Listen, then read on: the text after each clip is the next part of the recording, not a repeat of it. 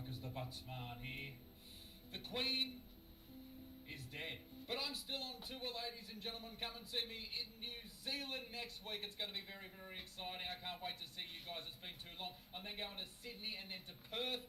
Massive show in Perth. Already 1,300 tickets have been sold. Let's sell that baby out. Then Sydney, then Wollongong, then the Sunshine Coast, then Toowoomba to wrap it all up for the year and this tour. But yes, very sad that the Queen is dead.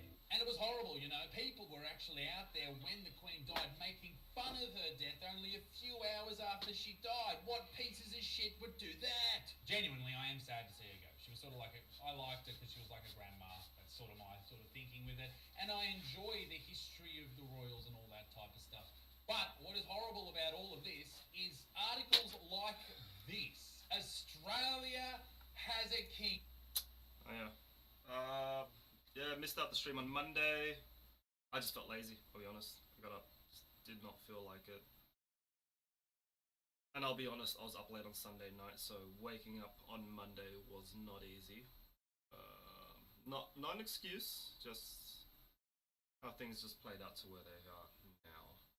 But regardless, I put up a post yesterday saying that essentially, even if you don't feel like working out, I normally tell people just get started, because about 15 minutes in, tend to feel like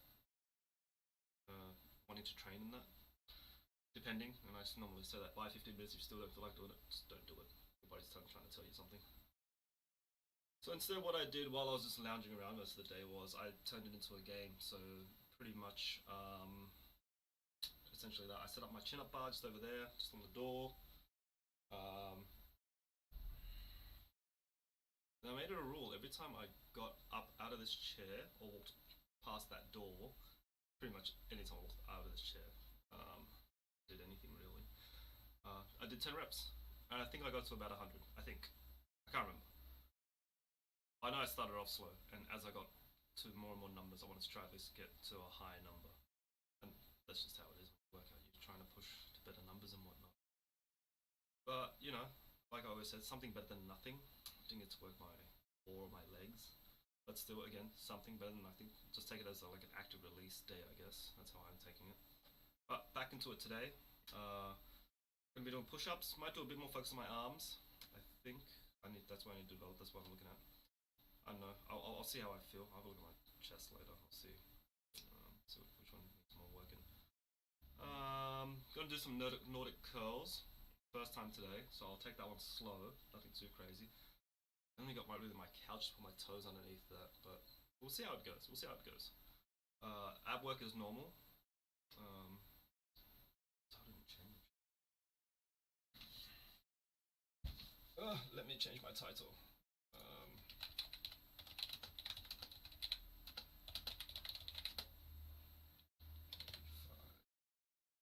Update everything.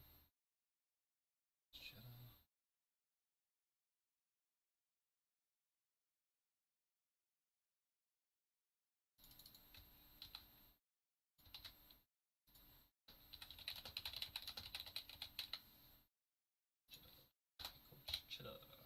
Coach. Okay. Alright, that's updated.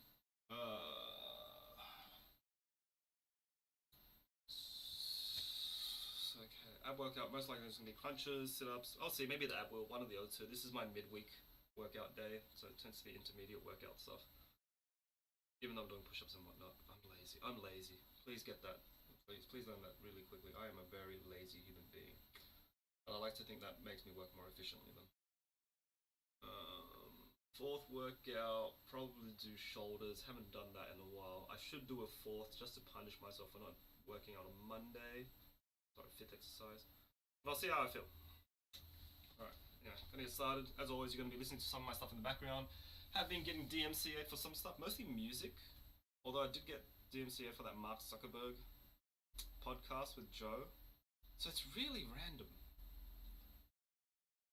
Unless there's gonna be a day where all my videos just have copyright claims. I don't care too much, only because it's Twitch in a sense that they delete my videos within 2 weeks anyway. It's mostly YouTube, I guess. I'm just trying to keep it up there. Anyway, I'm wasting a lot of time now. Get started. That's done. Right. King Charles III. We do not need King fucking Charles. Long gone are the days that we need a monarch who's 20,000 kilometres away. I know we had the Queen, and she was a nice old lady, unless you were one of those kids that she probably sucked the blood from to keep her young and keep her healthy, all right? Unless you're one of those kids or their parents, the Queen's a nice lady, right? But now with this prick, we do not need a king, and here are 10 reasons why Australia doesn't need a fucking king. Reason number 1, Charles is a creep, right? King Charles, the artist formerly known as Prince Charles, is a massive creep. Now, if you want information on him being a creep, here is the information you need. They're called the Camilla tapes. I request that you all listen to them. They are hilarious. It is Charles, when he was married to Diana, dirty talking this bitch, Camilla, now the Queen Consort. Okay, I'm going to act it out. I won't replay the tapes. You should listen to them. They're funny. But I'll act it out, all right? This side is me being Charles, and this side is me being Camilla. Oh, stop. I want to feel my way along you, all over you, up and down and in and out. Ah! Particularly in and out. Ah! That's just what I need at the moment. Is it? How fucking hot is this? I'm stiffer than a board. Oh, God. I'll just live inside your trousers or something. Wouldn't that be easier? What are you going to turn into? A pair of knickers? Or, God forbid, a Tampax? That's a tampon for you fucking idiots who don't know. Just my luck. That is the king of Great Britain, of Australia, of New Zealand, of other places, telling his mistress, who's now the Queen Consort, that he wants to enter her like a tampon. He wants to go up inside her vajaj and stop menstrual blood. That's the king. I know we've all said weird things during the throes of passion, but that's what the king's for. That's you fucking big nose. Stop saying weird shit, all right? Fuck off. Reason number 2. It's 2022, dickheads. We do not need a monarchy. As I said, I like the idea of the history and all that shit, but we do not need a monarchy. What are you fucking talking? And there's been heaps of people in Australia's history try to change it from a monarchy to a republic, which means we get a president. We no longer have the king and queen looking over us and making sure we're doing all the good things we're supposed to do. All right? But unfortunately, the people who are leading the republic conversation online and in Parliament are fucking idiots that look like this. Oh my God, gas and coal kills. Well, how did you get to work today? All right? How do you eat your fucking water, you hypocritical fuck? But also many of us have ancestors who were indigenous to this land. Or perhaps they were sent over here as convicts for stealing a slice of bread to feed their fucking starving family. And all of this was done at the behest of the royal family. So, I mean, maybe some of us, I understand why they're giving them a big fuck you to the moon. Don't get me wrong, I like the royals, I like the whole idea of it, I like history, right? It's very, very interesting, it's cool. But this is how absolutely enthralled the Australian government was when they named Charles as the King of Australia. Look at them. Look at these faces. Did these look like faces of people who give a shit? Reason number 3. This is a pretty important one, all right? This is why we shouldn't have a king. Incest. The royals love incest, all right? They love fucking brothers and sisters and aunties and uncles and mums and dads, all right? This is what they're all about. They love it. They love doing the old rootin'. They love doing a bit of Roger Federer at the family dinner table. Every single Sunday meal that they've ever had is full of cum. It's a bukkake party inside the Buckingham Palace every Sunday night, allegedly. It's very Tasmanian is what I'm saying. Now, this is an article from the Daily Mail about inbreeding. Great reading. How royal inbreeding led to Europe's darkest days. Monarchs who were the most inbred were the worst leaders, study suggests. And Spain's Charles II, whose parents were uncle and niece, fared worst of all.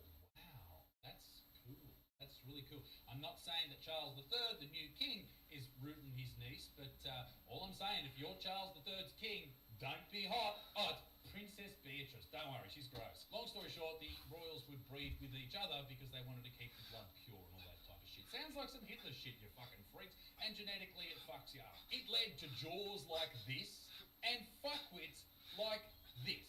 That is Prince Andrew, the brother of the king with Ghislaine Maxwell, the partner of Jeffrey Epstein, the pedophile, the sex trafficker, the big piece of shit that definitely didn't kill himself. And on that, reason number 4, creepy Uncle Andrew. The photo I just showed you was the brother of the king with Virginia Giuffre. She was a 16-year-old at one point, like many of us were. And she said that she was recruited by Jeffrey Epstein and claims to have worked as a sex slave for him to sexually service Epstein and his friends, and this is a quote, including royalty. Now, there's so many allegations that Prince Andrew was doing really creepy things with this young lady, and thankfully it was all settled out of court. For $13 million, the Queen is believed to have paid earlier this year. Yeah, I'm sure nothing happened. But anyway, Prince Andrew has turned a new leaf. Here he is looking over the flowers laid for his beloved dead mother and touching, I think it's his daughter on the arse. On the topic of questionable people, Charles, reason number 5 is Charles again, he's a creep. Sorry. Not for the reason you may think. Okay, let's go back to when he married the everyone's favourite, Diana, Princess Diana Spencer, right? They got married and everyone loved Diana until she went into a tunnel and died of natural causes, allegedly. But Charles met Diana at the Spencer home in Althorpe when she was 16 and he was 29. Now, maybe they had just met, nothing sus happened. But he didn't say this at the time. I remember thinking she was a very jolly and amusing, attractive 16-year-old. Alarm bells! Alarm bells! Reason number 6, we don't need a fucking king. We are a country out in the middle of nowhere. Why can we not govern ourselves? Are you serious? Number 7, we need better people on our money. Fuck, alright, the Queen's gone, love the Queen, all the power to your sister, right easy up there. But fuck off, Charles, you're not going on the fucking coins, mate, alright? Put Steve Irwin, right? And if he doesn't want to go on there, if Terry's too busy sucking off Russell Crowe, put Russell Coit on there. Right? All Aussie Adventures, that's the shit, or fucking me. Put somebody on there, please. Reason number 8, tunnels are no longer safe. Take from that what you will. Reason number 9, Camilla. Camilla is now the Queen Consort, and she's the Queen Consort of Australia. I guess that's what that means. I'm not really sure. Don't know too much about that type of shit, but she is not the Queen. That's nice. People are happy about that. But she is Queen of the Karens. Look at this woman, as if she does not look like every woman who's ever walked up to a fucking Maya or a David Jones and asked to speak to the manager. Look at her. But I will say this, positively about Camilla, she must suck the best dick in the world. Why? Because, look at Diana, Charles's first wife. Beautiful lady. Now look at Camilla. She must suck the bed sheets through his asshole, ladies and gentlemen. And reason number 10, and a serious reason, we deserve to look after ourselves. Old enough, ugly enough, let us go. Let us have a president. And on that topic, Buxman for president 2026. Ladies and gentlemen, be a good motherfucker. Peace in the Middle East, me dick stinks, toodle wah. Oh, grab the Peace in the Middle East t-shirt. Toodle wah, bye bye bye. People say you shouldn't make fun of people with disabilities, but boy oh boy, sometimes they deserve it. Now, I've got a form of a disability. It's not that bad. It's a form of epilepsy, right? So what happens to me is I lose control of my eyes. They go to try and turn in the back of my head, like I'm trying to look behind me. I lose control of my head. I get stuck like that, and I go blind in this eye. Now, if you ever see me do that, okay, don't freak out. Don't worry. I'm just dying.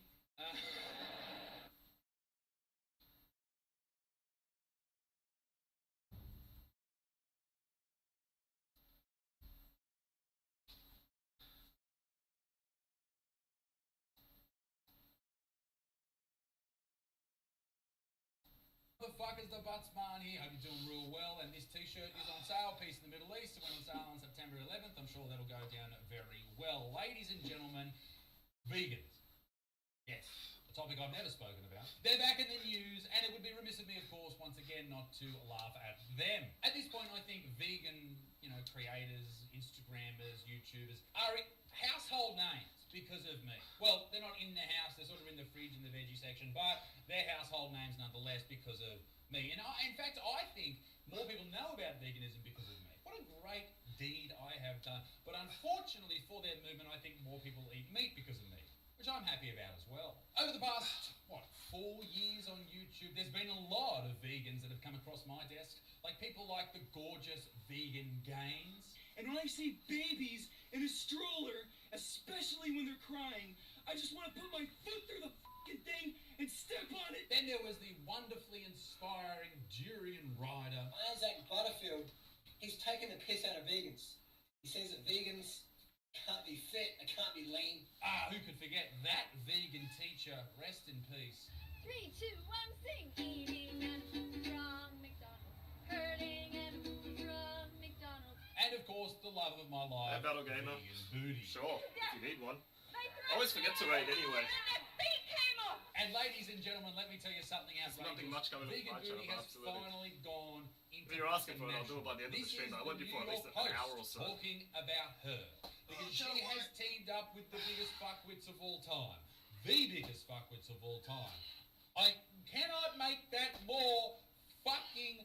They're the biggest fuckwits of all time. That's what I'm trying to say, alright? She's become one with Peter. Okay? Which is horrifying. I'd just like to point this out. I have had other vegans come across in my vision, but ones that are so cringy that you'd never talk about them. So ridiculous that you get second-hand embarrassment just from watching their videos. I'm talking about you, herbivore hench. Hi, I'm Paul from Hench Herbivore. I make videos about veganism. Here is Australian comedian Isaac Butterfield. I do videos about veganism as well, except I can be a complete prick. Not happening, big dick. Fuck off. Come up with some good content and I might talk about you. Anyway, by the title of this video, you can see there's a lot happening here. But yes, Vegan Booty has joined PETA, People for the Ethical Treatment of Cows, or whatever it fucking means. And there was another story about a child dying because of a vegan mother and diet. But, you know, that's... I think that Vegan Booty joining PETA is the I'll just copy your name for now. So here's the article Just that in really case. opened my eyes to Vegan Booty's life. I think you'll enjoy it. OnlyFans activist Vegan Booty slams trolls saying she has a penis after a racy post. Oh wait, that's the wrong headline, sorry.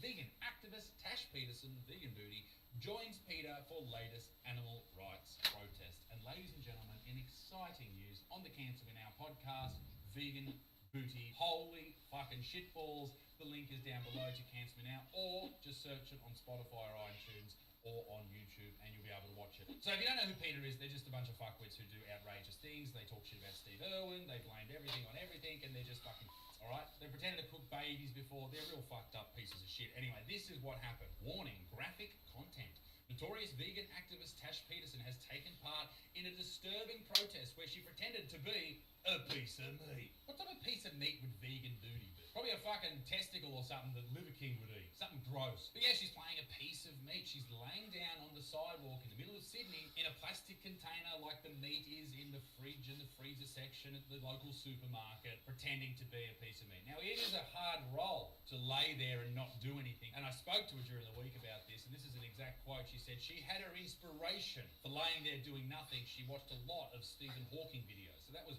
really interesting to get into the depths of this thespian that is Vegan Booty. That's just rude, Tash. How dare you? Now, please, news.com, please give us this great story and tell us how Tash achieved absolutely nothing other than everyone just looking at her going, what the fuck is wrong with you?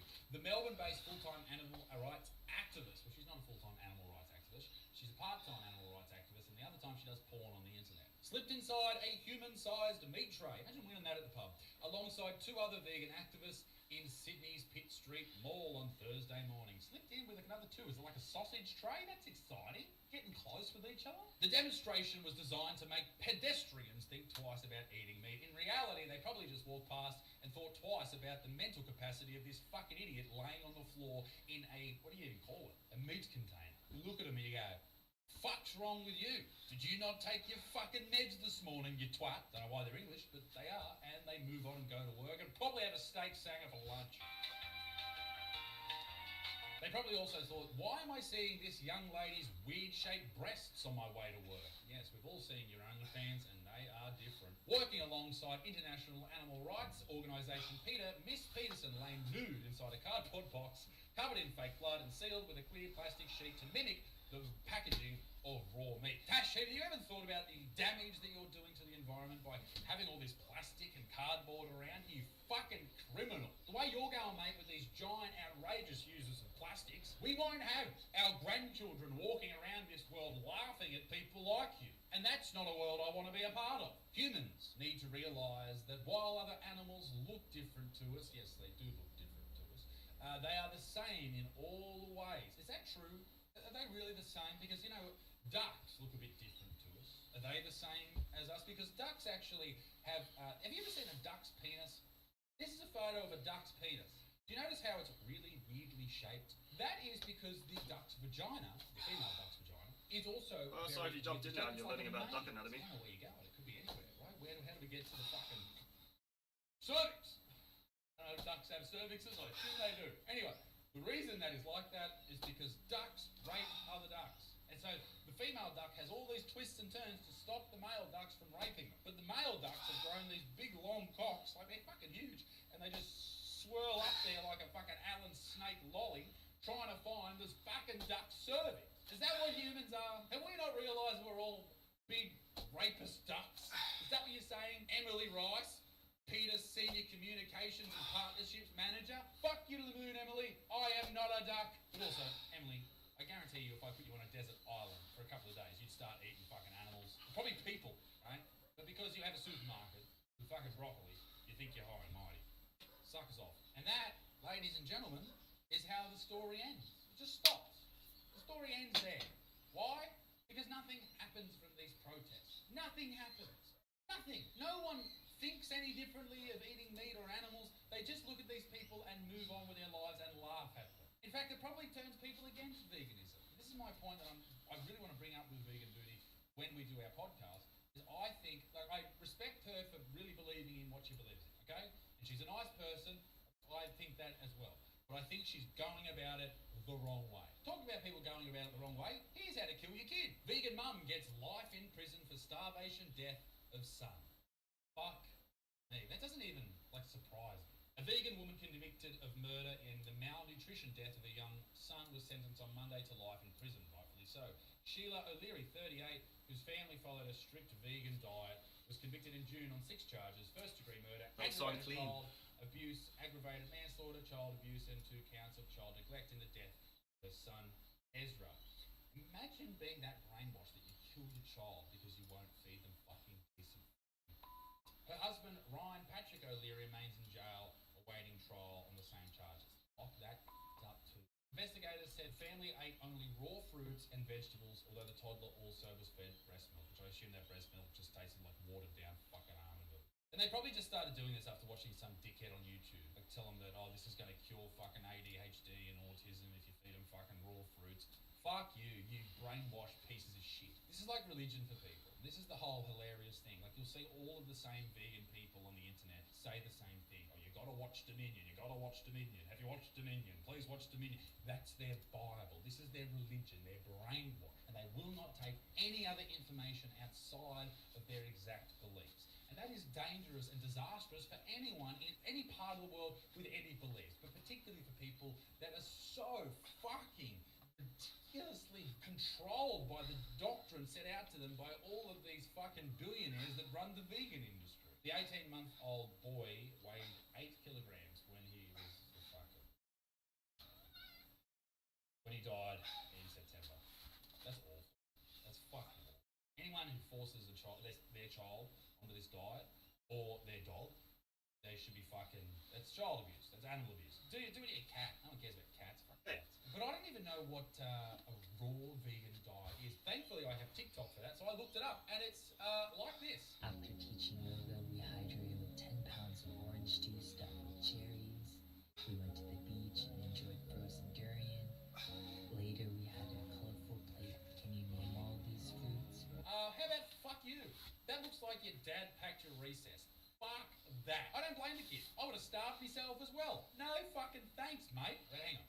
Isaac, am I being mean to these 2 raw vegans that are just trying to live their life? They don't deserve it. They do. They do fucking deserve it. Watch this. The woman's cycle is normal. Oh no! I wouldn't exist.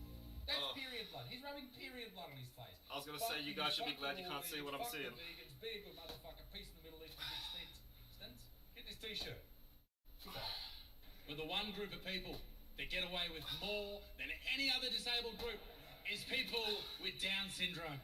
And I've seen this firsthand too. I picked my mum up. She had a car service, had to drop her home, right? I was driving her home. There was a bus shelter up the road, yeah?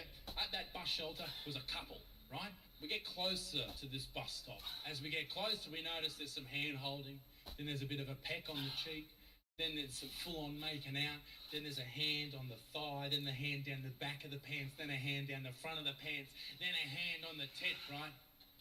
And Mum turns to me at this point, my very religious mother, and says, Isaac, this is what happens when people don't have God in their life, okay? This is the disgusting shit that your generation's up to, all right? This is what happens when you send Tinder dick pics and dick pic Tinder pics and Grindr pics. And as we drove past, it turns out it was a Down syndrome couple. And in the same breath, Mum turns to me and goes, oh, I love young love, I really do.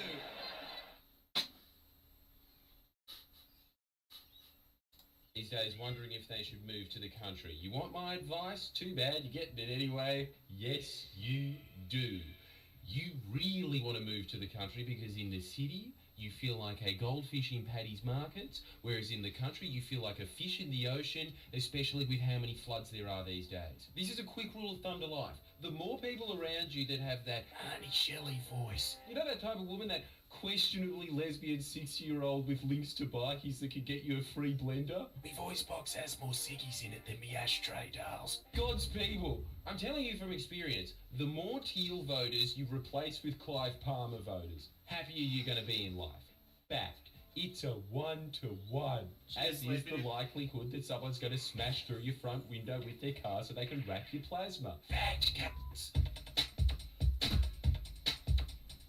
For anybody who already isn't convinced, and let me know if you can think of a better example to highlight the difference between city and country life in Australia. But I think I've nailed it here. I think the difference is, in the city you have Cirque du Soleil. That is the entertainment of a Chinese man with a top hat and a moustache blowing a huge bubble that a sad clown midget crawls into. And then it gets pushed to the moon, where it pops. He has to hold his breath for 2 days while the Cirque du Soleil picks him up, drops him onto a fat man as he parachutes onto his stomach, takes a nap, and that's all a side act to the Romanian gymnast in the front who's putting her own head up her vagina and then giving birth to herself. Whereas a country circus? Straight up animal cruelty. It comes around once a year, it comes on their shit version of Channel 10, Southern Cross or whatever it's called. The ads are on. There's no difference between it and a World Animal Rescue ad. The only way you can tell the difference is because the music in the circus one is going it's just over the same footage of a bear getting milked. The country ones have clowns, but they do try to escape because they're just as cruel to them as they are the monkeys. That's why It was hanging around in the gutter. He was hiding from Circus Oz. He didn't want to eat kids. He just had no choice. That was his only protein. You get that circus metaphor? It's all right if you don't. I'll admit that it's fairly scattered. I'm trying to say that in the city, I think that things are way too insincere, and in the country, things are way too sincere. Like, no one's wearing a flannelette shirt, ironically, in golden. I will bet you, regardless of whether you're from the country or the city, am I hitting the nail on the head here, that in Australia, the most mundane experience you can possibly have, i.e., the least memorable thing you've ever experienced, is being in one of those malls in a shit-kicker country town. I guess that's what you call it, but all that's in there is a Coles, a Donut King, and a Proud's jeweler. How are those the essentials? Anything that looks like an O, otherwise get the f*** out of Rockhampton. As well as, and I know that this is something that people in country towns don't care about, but everyone in the city's going to freak out. This is just like if you walk over to some natives and they're like, what, you don't have a magic well in your society? No, we don't. This is what I'm talking about. This freaks people in the city out. You still have a sanity. That is insanity. Unless you're mistaking it for a very specific pet barn where you can only buy frisbees, I don't know how it's still in business. How the f*** are you still playing CDs? Like, as in, how are you physically doing it? I see more cars with tape decks in them than CD players. The city is always making fun of the country for this, but you do need to take it as a backhanded compliment if you're from the bush. You are 15 years behind us, and I like it. I like expecting when I turn on the roadside motel TV in Bathurst that I'm going to see Knowlesy, but not because he's on a current affair, because he's trying to make it. It feels like it's Australian Idol time all the time. It's no wonder at all why old Sydney town closed down. It's because Dubbo exists. You're just doubling up. Like, you know when you're walking down the street in a country town and you see teenagers that are goths? What the f***?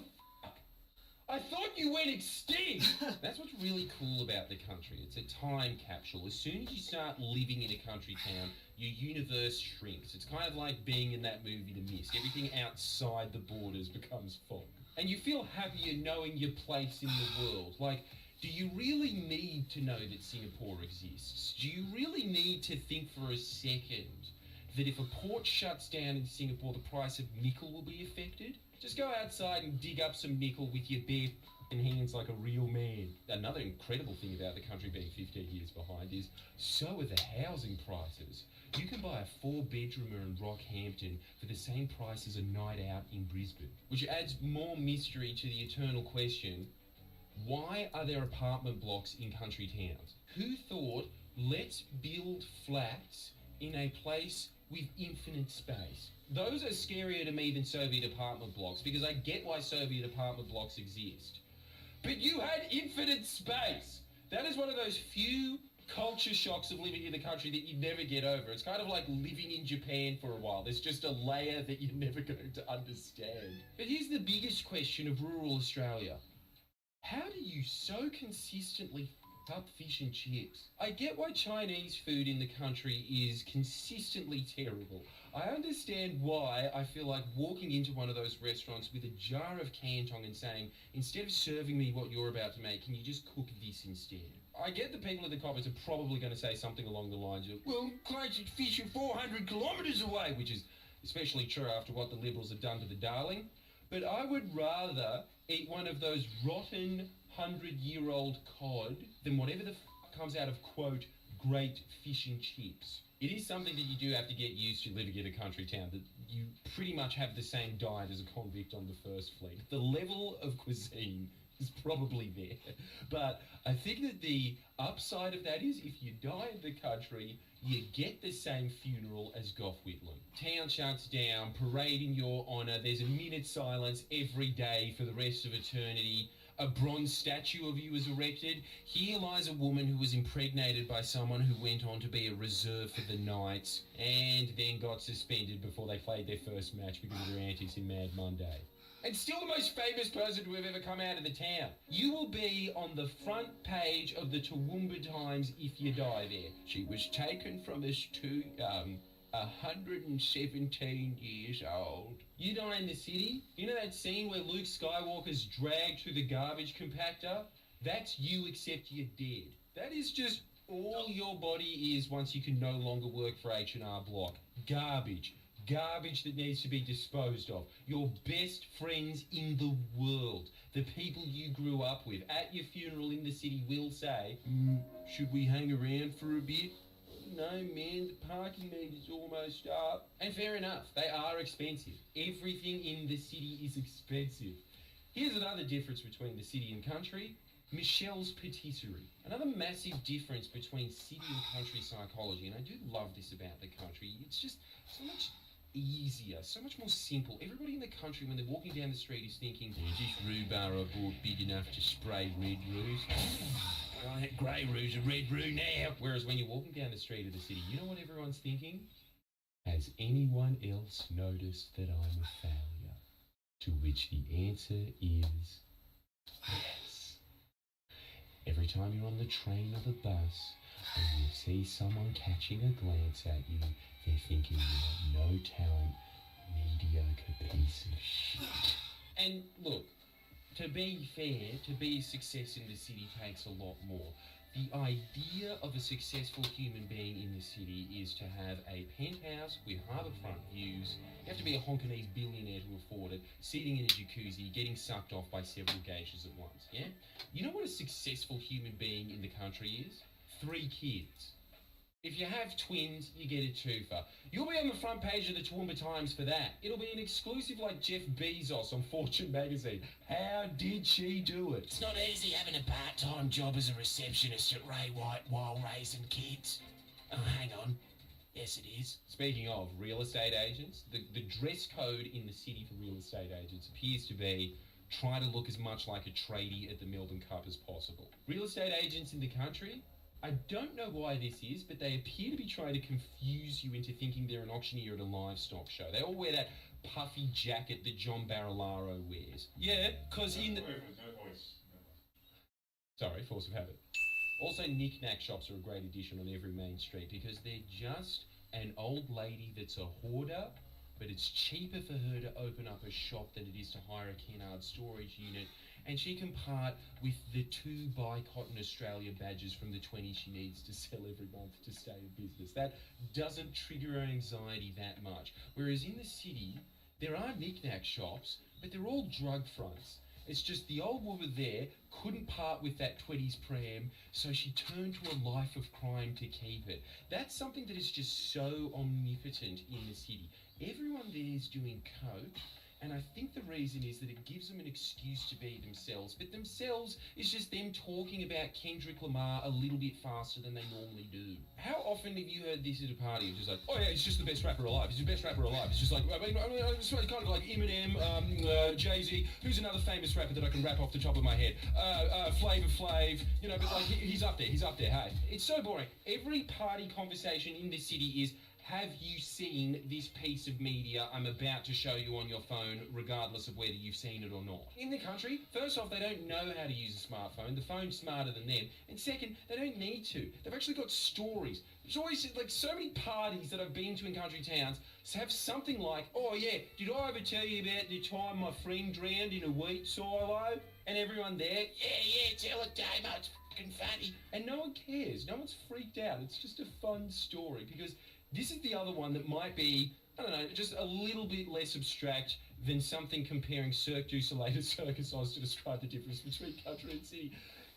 In the country, life is cheaper, but there's also life. In the city, I can't tell you how many times I've walked out of my apartment and felt like a battery falling out of a remote. Whereas in the country, you feel like some old cobblestone windmill instead. Like, not much going on, but you don't seem to care either. Anyway, that's all I'm saying. Did I miss anything? Oh yeah, that's right. Also, in the country, you can also buy gumboots at the post office. There's a plus, whereas in the city, you can buy shirts at friendlyjordies.com, as well as the country, as well as the entire world. Make sure you get one of those, and I'll see you next time. Like and subscribe, you fucking good people. Thank you very much for watching. I've just been informed that we only ship them to Australia. Please share and comment below. Comment. Happy birthday.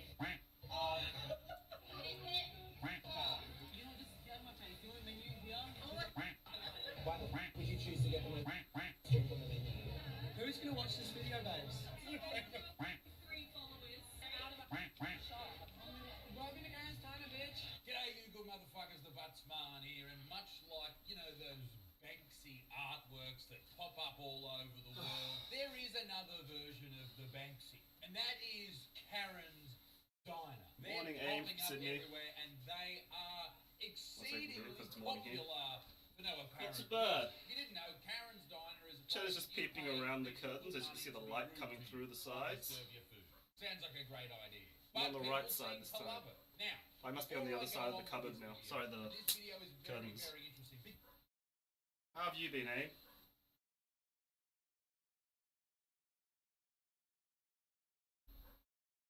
Probably because I have my Pomeranians outside and he's barking a bit, so Cheddar's like on the lookout. What was I doing?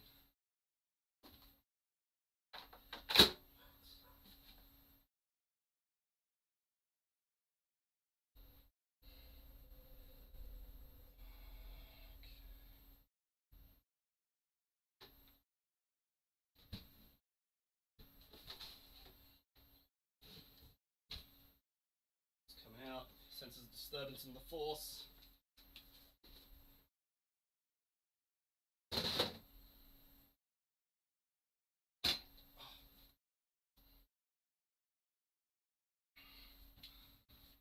It's good, Aim. How's that ankle? How's that foot of yours coming along? Been doing much training? Just gonna be playing some stuff in the background.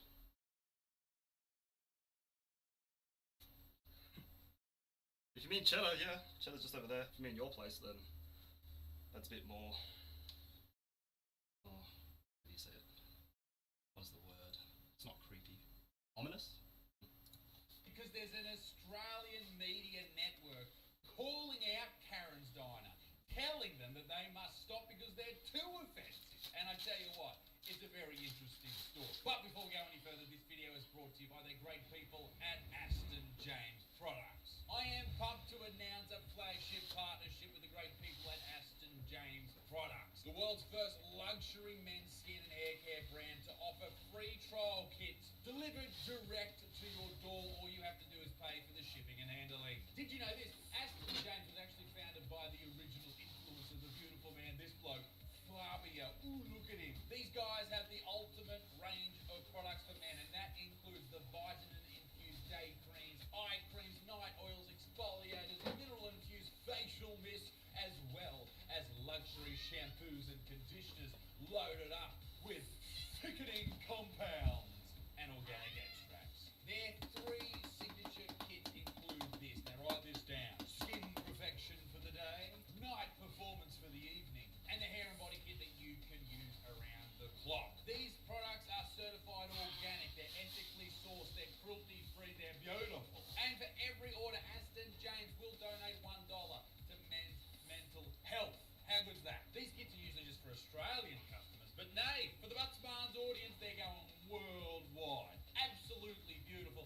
And if you order today, you will go into the draw to win an Aston Martin DB11. Look at this beautiful car. Oh my God, for the weekend. How beautiful. These free kits will go far, so go and check them out in the description down below. And thank you very much to the great people at Aston James for supporting this channel. So, let's support those who support us. Now, back to the video about Karen's bloody diner. We all know Karen's, right? Think back to your days as a younger kid, and that kid's mum who had the short hair with the blonde tips in it that would scream at other people's kids when they're picking their kids up from school. The one that may have even hit another person's child. The one that spends their weekends, going into department stores screaming to speak to the manager because you're a piece of shit, you only earn $13 an hour, and fuck you, this hairdryer doesn't fucking work anymore, give me back my money, you dog!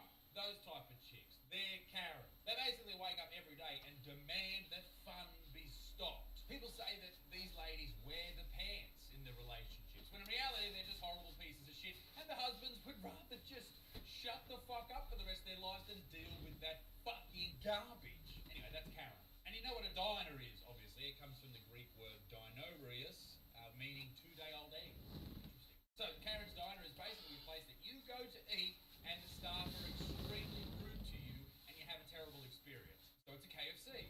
Lovely. They are rude, offensive and inappropriate, and this restaurant pays its wait staff to be exactly that. But have they gone too far? Oh, the Karens, you've gone too far now. I don't know if you guys have heard of Karen's Diner before, but it's exactly what you think it is. Most amazing media production. It's a diner just full of Karen waiters and waitresses She's come that after purposely... you, little fucks, all right? You're fucked. If you don't know what a Karen affair is, what are you doing? You're going to hear some of it, but purposely program where they go belittle you while you're there. I don't know. I feel like there's a bit of a kink there for a lot of people, but for others, more for the experience. Not sure how the food is, but friends have been interested in going. Have your business model as a set up to offend people is really dangerous. Well, okay, lady, queen of the Karens, this lady, this is a bit awkward. See, offending people is a large part of my business model, and to be honest, it's going quite well. At the start of my career here on YouTube, I basically made about 300 videos about vegans, and I sold out a comedy tour because of it. It works, dipshit, and it's going swimmingly for Karen's Diner. People are posting clip after clip after clip on TikTok, Instagram, all that shit, right? Of them having interactions with Karen staff. Karen staff are going, oh, fuck you, I don't want to fucking all this shit, right? They're just being slightly rude.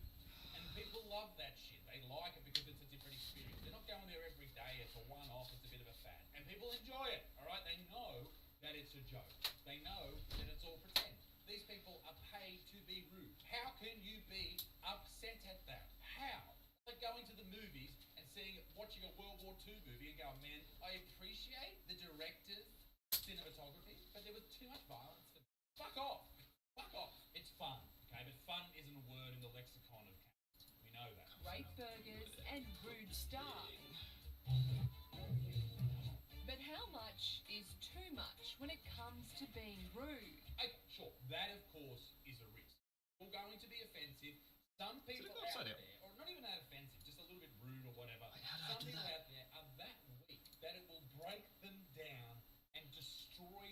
reversed it somehow. That's how some people operate. Oh, I'm not bothered to figure this out now.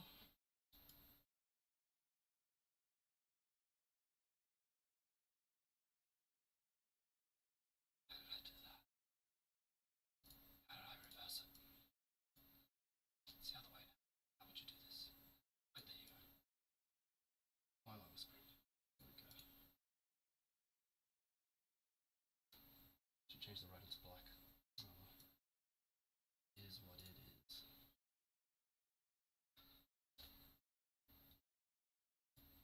Even if someone, tells a joke or says something that's offensive, doesn't mean it's good or it's funny. It's a risk, And sometimes, particularly with stand-up, you have to throw something out there that you don't know whether it's funny or not the first time you perform that joke or that bit or whatever, and then you find out whether it's good or not. And that's where good comedians break away from open mic comedians. The open micers will keep doing those jokes. The good comedians will fucking drop that bit. Then you're live, going everywhere. Well, I've already been everywhere, but I've still got 8 shows left. These are the dates. Fucking see me, please.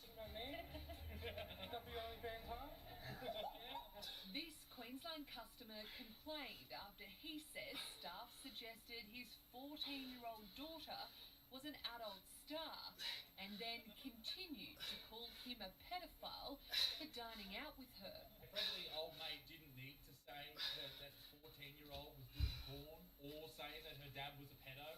Not the best move. Probably would have done something different, but I would assume that he will learn from that. Hopefully. I hope that's not his shtick, that he just walks out and starts saying that children should be doing porn. Not a great move. It's a very Jared from Subway move. Psychologist Karen Stallman. There's some inappropriate behaviours that are happening in the community, but to take that and go, well, let's make a business off that inappropriate behaviour is really wrong. Oh, fuck, you sound like fun. I bet your husband beats the fuck out of his balls on a nightly basis. You fucking miserable Karen. Believes the restaurant, which is popping up all around Australia, is a dangerous concept, as you never know how someone is going to react to a comment. Once again, going to Karen's Diner and being offended and being upset at that is like going to a massage therapist and not getting a hand job. Like, of course, that's ridiculous. That's why you go. And if you don't agree with me about massage therapists, just next time you get a massage, just ask. They'll do it for free. They love it. It's part of the job. All I'm saying is I've had people at shows be upset at me and offended and walk out. But imagine how dull and boring their lives are. Why would you want anything to do with those people? You don't. You don't care about those people. Fuck those people. No, it's not a matter of toughening up. To actually voluntarily have a thing that makes it an unsafe society is really problematic. You are the detective sergeant of the Fun Police, Karen. Congratulations, you take that prize. Going to a restaurant that boasts that the staff is going to swear at you is not problematic. It's what you're paying for. Lawyer Michael Toomer says it's a recipe for disaster, with staff encouraged to abuse customers. It's hard to know where the line is. I mean, who cares what this idiot thinks, but I just wanted to play this clip because of his last name. Michael Toomer. And then play this clip because his last name's Toomer. It's not a tumor. As I said, I wouldn't go there because why would you pay huge money to be insulted? I'd be surprised if over the long term we don't see someone suffering in terms of psychological health and illness as a result of these sort of interaction. Oh my, could you imagine developing PTSD from Karen's Diner? Imagine turning up at that support group. Where did your PTSD stem from? I was in Afghanistan and Iraq. What about you, mate? I was an emergency personnel member for a long time. Saw a lot of full-on shit. What about you, madam? Domestic violence got me. What about you, sir? A teenager getting paid $14 an hour called me a fat help. But here's the thing. I don't think that Karen's Diner is mean-spirited enough for the great country of Australia. And that's why, ladies and gentlemen, I've decided to develop Buttmum's Diner. Wow, I've heard so many great things about this amazing restaurant. I hope it's as good as what everyone says. Geez, this looks like our living room. Thank goodness it's a night with just you and me. Oh, yes, dearest. A dinner with just you and I at last. But let's order. I'm bloody famished. Oh, me too. Oh, here comes the waiter. Hello, sir. Alrighty, welcome to Buttsman's Diner. Good God, you're an ugly What do you fucking pieces of shit want to eat? Oh, never. Never what? Shave your ball sack, you grotesque looking fucking dog fucker.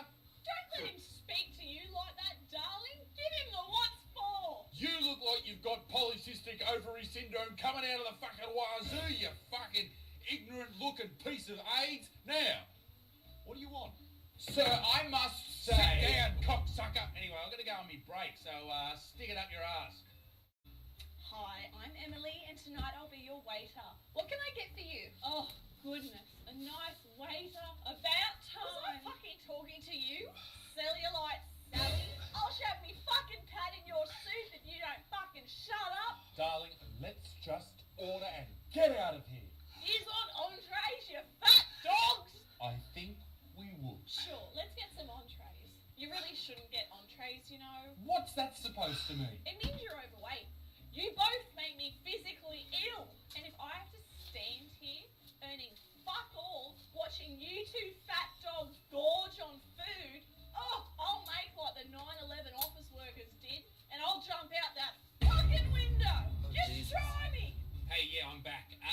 Just wanted to ask, are you guys religious at all? Yes, as a matter of fact, we are proud Christians. Oh, cool. You know that the cross that Jesus died on? Well, I actually carved one down a little bit and I used it as a butt plug. I hope you die in a car crash. I hope your grandmother gets cancer.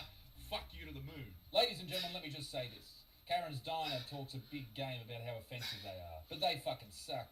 Buttsman's Diner or nothing else. Yeah, ladies and gentlemen, grab some merch, help feed the dogs. Come and see Isaac live. I'm in New Zealand at the end of September. I'm also going to the beautiful place of Perth, and then I'm going back to Sydney, and then I'm going to Wollongong, and then I'm going to fucking Sunshine Coast and dirty old Toowoomba. Ladies and gentlemen, be a good motherfucker.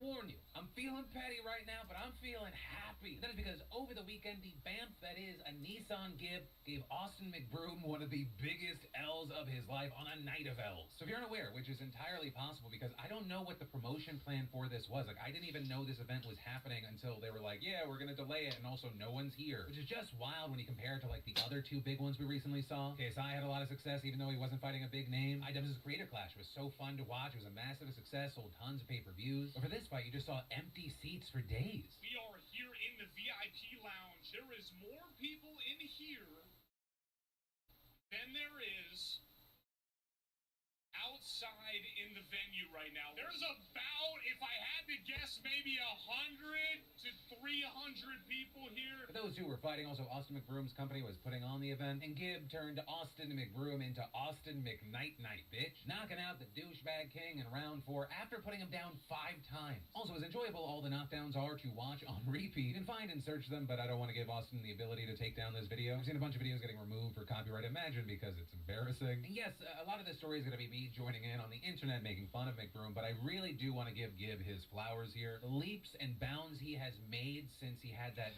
horrible fight with Jake Paul, who was doing that crab stance, absolutely fucking amazing. Props to that man. What we've seen since then and what we saw over the weekend is the continuation of just pure will and determination on his part. It is truly inspiring. But back to Austin McL. For him being the self-promoter that he is, he's been trying to build himself up to be this kind of a Jake or Logan Paul KSI type, having easily beaten Bryce Hall in his previous fight, but also having just a shit show of an event, finding out then, and I imagine even more now, that he is not the Paul that he imagines himself to be. The KSI mocking him from overseas, tweeting, ha ha ha ha, Austin McBroom, this man wanted to fight me for $3 million, more like 3 cents. But also, for being honest, KSI went so easy on McBroom compared to the rest of the internet. And I understand why the internet would react react that way because, I mean, he's a villain. Whether it be all the cocky bullshit he was saying to Gibb before the fight, or if you want to talk about quality of character stuff, people looking about how he's exploited his audience and family, and regarding audience, why so many people have called him a scammer. You know, a number of those things are connected to why I'm feeling so petty right now, but, and I don't know if I've ever publicly talked about this, in addition to me thinking that he does a lot of fucked up stuff on the internet, this motherfucker years ago when my oldest was younger, and I wasn't there, he didn't realize that this kid that he was filming was my son, Trey, but he saw this crying child at a haircut, was like, that's gonna be content, and posted my son to his story. I forget if it was his story or his Snapchat. And he shot it in this way to be like, look at this child that's losing it, and then look at my angels. Mocking and filming my son without permission while he was like freaking out because he has a sensitivity to sound. And so that, which I've held inside since then, is part of the reason I'm so glad this scumbag got dropped. Especially at a fucking failure of an event where the great majority of people that are even aware of it are aware of it because you've been fucking memed, you loser. I feel 2 pounds lighter. Surgeries are horrifying, right? No matter how simple, there's always the possibility of complications. You're trusting your body and your life in the hands of strangers, sometimes for hours. And then, on top of all that, there's this other random thing of what if one of the people involved is like a creep or worse? And I'm not saying all this because of a hypothetical, but rather because of Reynaldo Rivera Ortiz Jr., who's an anesthesiologist at the Baylor Scott and White Surgicare Center in Dallas. Right, so he's the guy who administers anesthesia. He knocks you out, he puts you under, he monitors your vitals and assumes responsibility for your well-being. It's a key position. It's a big responsibility. It gets them big six-figure salaries. And their buddy Ortiz here is going to probably need to use some of that salary for a lawyer soon, because the Texas Medical Board claims that he is behind a string of mysterious incidents this year, starting with an 18-year-old who went in for a normal operation and all of a sudden he experienced severe complications, with his parents saying the idea we could take our healthy, vibrant 18-year-olds in for a routine surgery and 90 minutes in be told that he had 50-50 odds of survival is nightmare. Okay, maybe not this story. We had at least 3 more patients contacting their this lawyers seems with worse similar than stories. All young, all healthy, expecting everything's- to go in and out the same day, but randomly going into cardiac arrest on the If operating the story table. comes One up, patient I'll was explain. reportedly dying as a result. But also, the list of victims extends outside of the operating room, because back in June, a physician at the center, Dr. Melanie Casper, took an IV bag home to rehydrate. When she plugged it into her veins, she almost immediately went into cardiac arrest and died, according to the Texas Medical Board. So investigators suspect that compromised IV bags are the cause, and when they check the hospital surveillance cameras, they make a shocking discovery. You had Dr. Ortiz allegedly depositing the bags in a warmer in the hall outside the operating room, with patients suffering complications shortly after. And then, when those bags were examined, they had visible tiny holes in the plastic wrap, with them also testing positive for bupivacaine, which is a drug the board said could and would be fatal. And so on Friday, the board suspends Ortiz, but bizarrely enough, he didn't even hear the news, because when CBS reached out to him for comment, he was like, what? Suspended? And he denied the allegations, saying he never harmed any patients. So now we're in a situation where we're waiting to see what happens next. Because right now, he has not been arrested yet. He's been deemed a threat to the public, and so his license has been suspended. And he is being criminally investigated, but he's just out right now. And so now we have to wait. Do not get sick in Minnesota until Doesn't matter what Thursday. profession you're in. Because in Minnesota, they just launched Who you're the dealing largest with. private sector nurses strike in U.S. history, with around 15,000 Everyone's nurses always spread across human in 15 the end. hospitals walking the picket line this morning. Now, importantly, this is not coming out of nowhere. The Minnesota Nurses Association has been negotiating with hospital administrators since back in March, and contracts expired in May and June, with this clash centering on a few key demands. One being a 30% pay increase over the next 3 years, with the union pointing out that inflation is at 4-decade highs, plus nurses' jobs have become less safe and more difficult since the pandemic. But they've also been quick to stress that pay is not the primary reason that they're striking. What's really at stake is patient care. But there was already an issue, but COVID severely exacerbated a hospital staffing shortage driven by burnout, low pay, and unsafe conditions, leaving the healthcare industry down 37,000 workers from February of 2020. So you've got this situation where more people are flooding into the hospitals, but you have fewer nurses per patient. So naturally, the quality of care sinks through the floor, with Minnesota nurses saying that some units go without a lead nurse on duty, and that nurses fresh out of school are delegated assignments typically held by more experienced nurses. And you've got the union now claiming to have found a 300% increase in nurses' reports of unsafe staffing levels since 2014, with the union's vice president also saying call-outs go unanswered. Patients should only be waiting for a few seconds or minutes if they've soiled themselves, or their oxygen came unplugged, or they need to go to the bathroom, but that can take 10 minutes or more. Those are things that can't wait. And so to try to fix this, they proposed several reforms, including a committee made up of nurses and management at each hospital that would determine appropriate staffing levels, as well as protections against retaliation for nurses who report understaffing. But healthcare groups have resisted many of these demands, countering with a pay increase of just 10 to 12%, which isn't even half of what the nurses wanted. One spokesperson saying, 29 and 30% wage demands is something we've told them repeatedly is not something that's affordable for hospitals that have lost hundreds of millions of dollars so far in 2022. And so for the duration of this strike, which is set to end on Thursday, hospitals say that they'll actually remain open by temporarily reducing some staff and filling the rest of the hole with travel nurses. Which, as I previously said on the show, not to like intentionally blow up my mom's spot, she's a travel nurse. If I was getting paid less and in a generally less shitty position because I was being loyal and dedicated to a specific hospital and a travel nurse came in and was making more money than me, I'd be fucking furious too. Like, how can you be surprised when you're losing employees?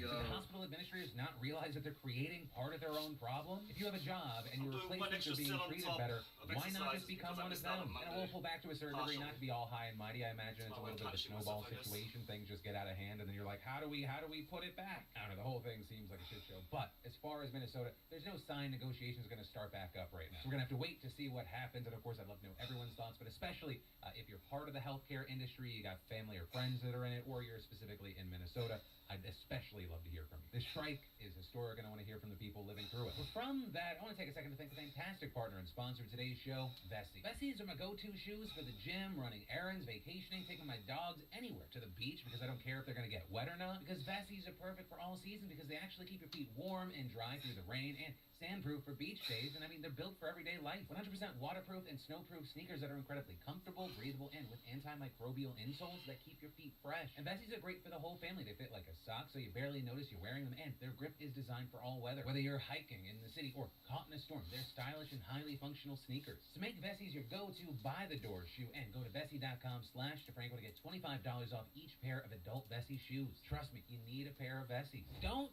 trust the polls. Have you forgotten? Are you new here? That is what's being said by a number of Democrats right now. And that's because many Democrats right now are polling well since the reversal of Roe v. Wade and since Biden and the party have finally taken steps in some key issue areas and promises. But hugely important, according to a new analysis by the New York Times, some of the places that Democratic Senate candidates are currently outpolling expectations are in the same places where polls overestimated both Biden in 2020 and Clinton in 2016. For example, in Wisconsin, you have the incumbent Republican Senator Ron Johnson broadly favored to win the election, with 538 making him a 2-point favorite. But all of a sudden, recent polls look amazing for Democrats, with the Marquette Law School survey even showing Johnson's Democrat opponent leading him by 7 percentage points. But Wisconsin is a fantastic state if you're looking for survey errors, because in 2020, the polls also overestimated Biden by a similar margin of about 8 percentage points. But Wisconsin is just one example of many. What we're seeing is in places where the polls overestimated how well Biden was doing, Democrats right now are exceeding expectations. But then you have Democrats seeming to do far less well in places where the polling was far more accurate 2 years ago, like Georgia. Which is why you have some raising the alarm and saying, hey, this Democratic strength that we think that we're seeing in places like Wisconsin, this could be a mirage, or as some described it, an artifact of persistent and unaddressed biases in survey research. And if the 2020 polling versus elections are any indication, this could be not only a problem for the House, which they're expected to lose, but it could also spell serious trouble for Democrats' efforts to keep control of the Senate. And actually, to further illustrate this, you had the Times providing a graph of poll averages in the 9 states the Cook Political Report describes as competitive,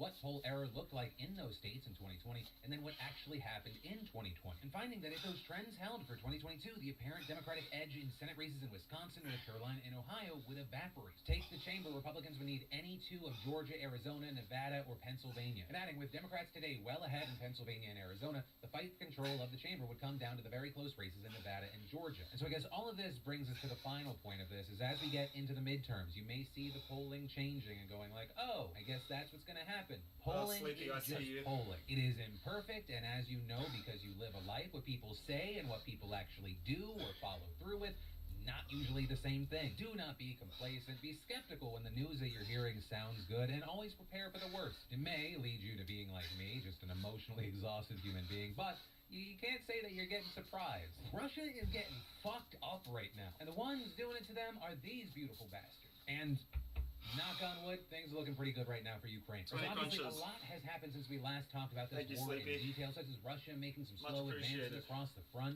But almost none of that matters anymore after these last 2 weeks, with Ukraine launching a series of counteroffensives that have recaptured thousands of square kilometers of territory. The operation, ahead of a lot of publicity, started in the south to retake Kherson and open up the possibilities of retaking southern Ukraine. And since then, it's made steady progress towards Kherson, although it looks like it was never meant to be the main thrust. Instead, that seems to have been reserved for a surprise offensive offensive in the northeast of the country in the Kharkiv region over the weekend, with Russian troops quickly abandoning the front in what appeared to be a barely organized retreat. And it's hard to understate how big of a win this has been for Ukraine so far. We're talking thousands of square miles and capturing major transportation hubs like Izium. Right, controlling those hubs means controlling a lot of the railway access Russia has needed to supply its troops that deep in Ukraine. Plus, we're also seeing reports that Ukraine has managed to encircle large amounts of Russian troops. So taken all together, this is a major operational victory for Ukraine and a borderline unmitigated disaster for Russia. And it's such a wild thing to think it was marketing, essentially, that was a big hero of this story. Ukraine hypes up the southern offensive, which analysts actually say wasn't actually that different from the progress that it's been making for months. It's just that this time, thanks to better marketing, Russia bites and they move troops and materials to the south, and they accidentally let Ukraine have an alleged 8-to-1 advantage near Kharkiv. We've also seen Russia's military acknowledge its retreat from the region. They described it as a regrouping to better fortify the Donetsk region. But regardless of what narrative Putin wants out there, this has been a big shot back in Russia, even leading some Putin allies to uncharacteristically question the situation. With the biggest name in this camp being Ramzan Kadyrov. He's a leader of Chechnya, and allegedly he's been to Ukraine and hinted in a nearly 10-minute audio recording on Telegram that he doesn't believe Putin is being told the truth and explaining. If today or tomorrow no changes in strategy are made, I will be forced to speak with the leadership of the defense ministry and the leadership of the country to explain the real situation on the ground to them. It is a very interesting situation. It's astounding, I would say. Now, before you get too hopeful, I do want to note, this does not mean the war is even remotely close to being over. Russia's goals and demands seem ridiculous. They don't seem to want to engage in serious peace talks. You have Ukraine not willing to accept anything less than the total retreat of Russian forces, including from Crimea. And honestly, I think that makes sense because any sort of compromise, right, where people are like, maybe sometimes we got to meet in the middle. It seems so transparently obvious that would just be Russia taking a breather before fully engaging again. But for now, we're going to have to wait to see how many more dead Russians Putin wants to throw at the situation, since he just kind of wants to terrorize his neighbor. Because let there be no confusion, all of this unnecessary death lands on Putin. He's an old monster in pursuit of legacy, and the only true one he will have are people dancing when he dies. That is ultimately where that story and today's show ends. As always, thank you for watching and being subscribed. Welcome back to the Philip DeFranco Show. Buckle up. Make sure you subscribe because I'm splitting $10,000 across 10 lucky subscribe beautiful bastards this month. And let's just jump into it. Freedom of speech is a thing that allows me to say fuck Joe Biden or fuck Donald Trump. This guy presents most of the world news I want to listen to, but then a lot of it's American news as well. Or a lot of people like to talk about freedom of speech when it deals with fun during the Trump time companies, but at the end of the day, we're talking about the government not able to crack down on you because you said some shit. The idea of freedom of speech in other countries can look very different. I know the states, I just don't know the locations. That's my problem. I know the world geography, just the US. Like we talked about last week, Queen Elizabeth II died, and one of the big reactions we saw online were people kind of memeing the whole thing. Hell, you even had some political commentators like Hassan Piker throwing some GGs in the chat like he just clutched a game of Valorant when she died. Ooh, let's go! Give Queen! And while things like that have only really been a part of the court of public opinion, people loving it or hating it, we're seeing things right now like in Scotland, a woman holding a sign that read "Abolish monarchy and fuck imperialism" being arrested on Sunday for protesting outside the cathedral where the Queen's body was at. And when you hear that, you'd go, okay, this would probably get laughed out of court in the US as basic freedom of speech. But in the UK, it's different. They actually recently passed a law to heavily curb the ability to protest and actually gave the police the ability to step in on, quote, unjustifiably noisy protests that may have a significant impact on others, which led to this woman being charged with breaching the peace. With that, her arrest was decried by some locals at the time who yelled out, "Let her go, it's free speech," while others responded with "Have some respect." You had organizations like the Free Speech Union outraged at her arrest, calling it intolerable, but at the same time, many disagreeing, saying, hey, her use of the word fuck was clearly meant to incite and disturb the peace. So those people argued that it was justified that she was arrested. Now, for me, I'll say, setting aside the fact that it's ridiculous that such a broad, open-to-interpretation law even exists, it also doesn't appear to hold up to scrutiny. Many more people have recently been arrested for protests with far less offensive language. Yesterday, you had a protester arrested outside Westminster Palace for holding a "Not My King" sign, while up in Edinburgh, a young man was charged with breaching the peace after yelling this to alleged pedo Prince Andrew. That being the most that he could get out before being dragged away from a parade barrier. In Oxford, author and activist Simon Hill was arrested for, you guessed it, breaching the peace. In his case, Hill shouted who elected him after the proclamation declared Charles King was read out, with him clarifying that asking that question wasn't meant to disrespect the late Queen, as many people felt otherwise about his outburst. But all of this has led to questions about how broad this law is, as apparently the barrier for arrest is if someone could be offended, in which case nearly any opinion would apply. And while people argue about this, we're likely going to see even more protests and arrests for questioning the monarchy's legitimacy. And so with this, we're seeing a group called Republic, which calls for a Republican government planning to engage in protest during Charles's coronation, although they're trying to work with local authorities to avoid arrests. And here's the thing, I understand that all countries are different places with different rules, but not as an American, but as a human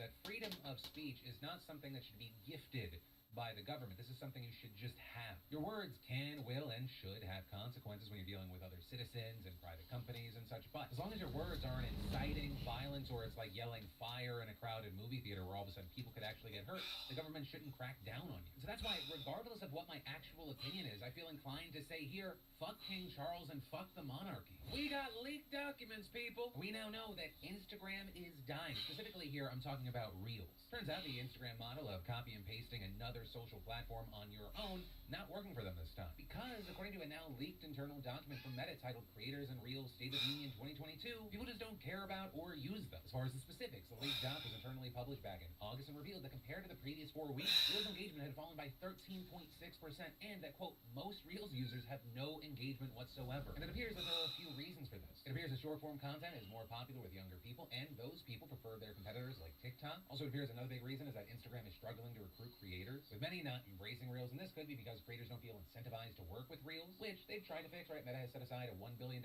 creator fund last year. They paid out nearly $120 million so far. However, you have a lot of creators like music creator Landon Purefoy saying, hey, homegrown content just doesn't do well despite Meta seemingly wanting it to flourish. Even testing this out by putting the same video on TikTok, YouTube Shorts, Snapchat, Spotlight, and Instagram Reels, and finding it got well over 1 million views on every platform except Reels, where it bombed and barely broke 100K. While that's anecdotal, I will say I've had a very similar experience. And so with those lower numbers, you have Purefoy saying nobody's going to make original content for Instagram. It just doesn't make any sense. And as a matter of fact, some of Reels' most popular content is just recycled videos from other platforms. But technically not all bad news for Reels. The company has downplayed the leaked report. Spokespeople claiming that the data was outdated and didn't look at how the platform performed globally, and claiming that creators and businesses are seeing promising results and our monetization growth is faster than we expected as more people are watching, creating, and connecting through Reels than ever before. Regarding the claim that videos do worse on Instagram Reels than TikTok, you have some pushing back, with creators like Danny Love Pasta seeming to actually do better on Instagram Reels because there's different audiences that require different videos. But either way, that report has seemingly had some negative effects for Meta, as its stock had a pretty big dip this morning and erased some recent gains. But ultimately, as far as my opinion here, when it comes to shorts, there are really only 2 places that excite me, and that is TikTok and YouTube Shorts. Both places offer insane upside to creators new and old alike. In those 2 places, you can just experience explosive growth that you can't see anywhere else. I mean, on TikTok, just last week, I have videos that got 3.3, 2.9, 2.6, 1.7,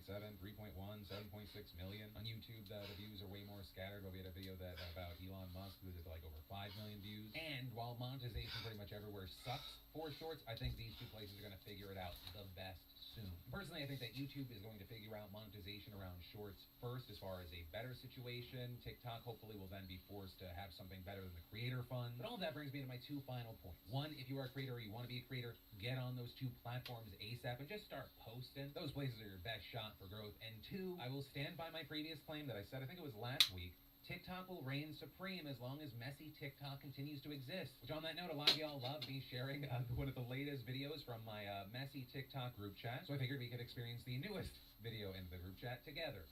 This video is for whoever keeps sending and showing my TikToks to my ex. Send him this one. Send him this one. Curtis, ain't you 22, living with your 16-year-old baby mama in her grandma's house? Curtis. Stealing your mama food stamp card? Oh, Curtis. No car, no apartment, no nothing. You don't got shit. But let's not talk about that. Let's talk about how you got her pregnant when she was 13 years old. Curtis. But before that, you got your sister pregnant when she was 12. Curtis. But you're not gonna talk about that, huh? Huh? But I'm gonna talk about it. Stressful day. How is this app free? TikTok is the undefeated king of online messiness. I don't know who that lady is. I don't know Curtis. I don't know if anything she said is true. But TikTok has allowed the messiest and most complicated people in our friend groups to now just have bigger friend groups. Anyway, let's do a new poll. What platforms do you actively use? Let's say top 2. The majority of account hacking nowadays happens via credential stuffing, where you use your usual email address and password on a website that wasn't maintained, it gets compromised, and now there's a chance that your username and password can end up on the deep web or hacker forums alongside thousands back guaranteed. Drugs are good for you. sometimes. Or today's show not sponsored by Purdue Pharmaceutical. Rather, what I'm talking about is how this new study found that patients who got intravenous ketamine treatments had significant improvement in symptoms of depression, anxiety, and suicidal ideation. So let's look at the specifics. The study, which was published yesterday in the Journal of Clinical Psychiatry, draws from evaluations of 424 people with treatment-resistant depression. They were treated with twice-a-week ketamine infusions at 3 clinics in Virginia, with researchers finding that within 6 weeks of beginning infusions, half of the patients responded to the treatment and 20% were symptom-free. But then the results got even better after 10 weeks, with 7 out of 10 patients seeing improvement and 2 out of 5 patients in remission. And this study is significant compared to others because most previous research into the matter had stopped after 6 infusions. So as a result, with this new study, researchers could provide a more in-depth understanding of the long-term potential ketamine can have for treating people with severe depression. With that, you need to keep in mind the key words here: severe depression and medication-resistant depression. Because even though what we're seeing is very, very positive, experts say that ketamine should not be used as a first option for people who have depression or even suicidal ideations, as there are plenty of other effective options like antidepressants and therapy. But, also as the Washington Post notes, for those at imminent risk of harming themselves, a rapid effect can be life-saving, especially for cases where traditional treatments such as antidepressants and talk therapy have not worked or are slow to take effect. With them, for example, talking to one 52-year-old man named Jason Anthony who has been battling depression for 15 years and took part in the ketamine study. And Anthony saying he tried this because he felt like he ran out of other options. Like, this guy had been hospitalized for a seizure that was caused by medication he was taking for depression. And while anecdotal, he said he had relief after just 4 ketamine treatments and he didn't have any adverse side effects that he experienced while using other medications. And saying it's hard to quantify the level of relief, but I don't know that I'd be here. And I will say, while once again still anecdotal, the people that I know that have tested this, they've had very positive results. But even with that, experts have noted some shortfalls. For example, with this study specifically, it was not a blind study with a control group, and the researchers themselves also noted they did not have a system to track side effects or adverse events like drug abuse. When it comes to being confident with the science, you have to do things a certain way. With the director of the Yale Depression Research Program going even further, saying, hey, there are other red flags, noting that it doesn't mention race or ethnicity, gives little information about patients' baselines, and only included those who were able to shell out $500 per session out of pocket because insurance doesn't cover this type of experimental ketamine use. And that last part is very significant because the cost is a major barrier to get a full scope of data from a diverse population. Though also notably here, researchers did say that the type of ketamine infusions that they use is cheaper than the ketamine-derived nasal spray approved by the FDA for treatment-resistant depression, which means that this option could result in some savings if it is eventually covered by insurance. But there, you should also kind of measure your expectation. It will likely be a while before insurers widely cover ketamine treatment. But ultimately, that is where we are with this right now, and I think, there's a little bit of a road ahead. We need more studies, specifically blind studies with a control group. Also, make it so that people aren't fucking paying. And that's because in addition to you needing to have the accurate data, the better the study, the easier it's going to be to normalize this. The easier it'll be to push more government approvals and better healthcare coverage. Lindsay. The point I'm trying to make is I've been consistent. I think states should decide the issue of marriage and states should decide the issue of abortion. Later. I think we should have a law at the federal level that would say after 15 weeks, no abortion on demand, except in cases of rape, incest, to save the life of the mother. It's about states' rights. The first clip is Senator Lindsey Graham saying abortion should be left to the state. Also, just so you're not confused, that's not like from years ago. Right? People can change. That first clip was from last month. That second clip, just showing that he's full of shit, came from a press briefing this afternoon. I love it. I've always been consistent in my inconsistency. But as far as the details in this briefing, you had Graham arguing that the bill is necessary because by 15 weeks, the fetus's nerve endings are barely developed and thus it can feel pain. With him noting that many European nations have similar limits and that with Roe overturned, the U.S. should set its own nationwide standard. And very notably here, under that standard, states that have bans that are even more restrictive than 15 weeks would still get to keep those in place. Right? This is Graham trying to set an at-least baseline nationally and targeting blue and purple states that still have their own laws protecting access. This is massively significant for a few reasons. Firstly, it's been described as the most prominent effort by Republicans to restrict the procedure since the Supreme Court overturned Roe v. Wade in June. And second, while 15 weeks is less severe than some of the bans that we've seen since the Supreme Court scrapped Roe, historically, it is more restrictive than abortion limits for the last 50 years. Now, with all this, here's one of the key things. While most people do get abortions earlier in pregnancy, you have experts saying that 15-week and 20-week abortion bans disproportionately impact patients with fetal anomalies. And that's because they're usually only detected on a 20-week anatomy scan. So as a result, Graham's proposal would ban abortion access access for many who need it most and before the fetus is even viable. Which also, on that note, another reason this bill is very significant is because of the title, where you have Graham referring to abortions after 15 weeks as late-term abortion, a term that is not a medical term and historically has been used for pregnancies 20 weeks or later, which is why you have opponents saying that Graham is using this as an opportunity to move the goalposts, especially because Graham specifically has repeatedly proposed bills in the past that would ban abortion after 20 Around weeks. 20 minutes. But with all of that, this is largely being seen as a kind of political move, because you even have Graham acknowledging right now that Democrats are likely to block this from even going to the floor, which in fact they've already vowed to do. But he did add, If we take back the House and the Senate, I can assure you we'll have a vote on our bill. right, so this is a transparent push for the midterm. But also with that, it marks a massive public reversal from the party line established just a few weeks ago. Republicans, including Senate Minority Leader Mitch McConnell, indicated they would not pursue a national abortion ban. And so with that, I will say it'll be interesting to see how this plays out, right? Many Republicans have recently begun trying to distance themselves from One the more topic of exercise. abortion, especially after seeing how much it's been a mobilizer for One more Democrats. For example, exercise. last month, voters in deeply red Kansas overwhelmingly rejected an anti-abortion referendum that would have allowed state lawmakers to regulate abortion. And just last week, South Carolina Republicans failed in their attempt to implement a near total abortion ban in the state. But ultimately, that is where we are with this story right now. It's going to be very interesting to see what sort of reactions and fallout we see from this, and I'll start with you. What are your thoughts? Let me know what you're thinking and why in those comments down below. But ultimately, that is where that story in today's show ends. Thank you for watching and being subscribed to my daily dives in the news. Also, for more of the news that you need to know, I got you covered right here. But with that said, of course, as always, my name's Philip DeFranco. You've just been filled in. I love yo faces, and I'll see you tomorrow. It knows when I'm coming. He stops.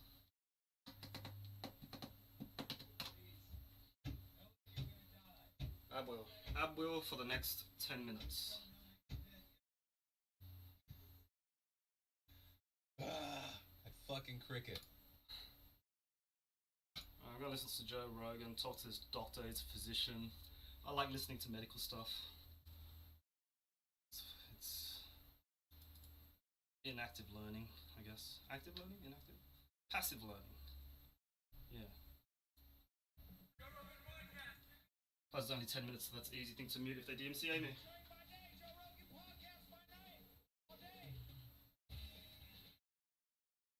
to meet you. Really enjoyed your conversations online. I love your perspective. It's really a real pleasure. Well, I'm happy to be here with you. Thank you. My pleasure. This book, The Myth of Normal. This is your book. Yeah, it's called The Myth of Normal, Trauma, Illness, and Healing in a Toxic Culture. And it kind of sums up everything I've ever learned. What exactly is toxic about our culture?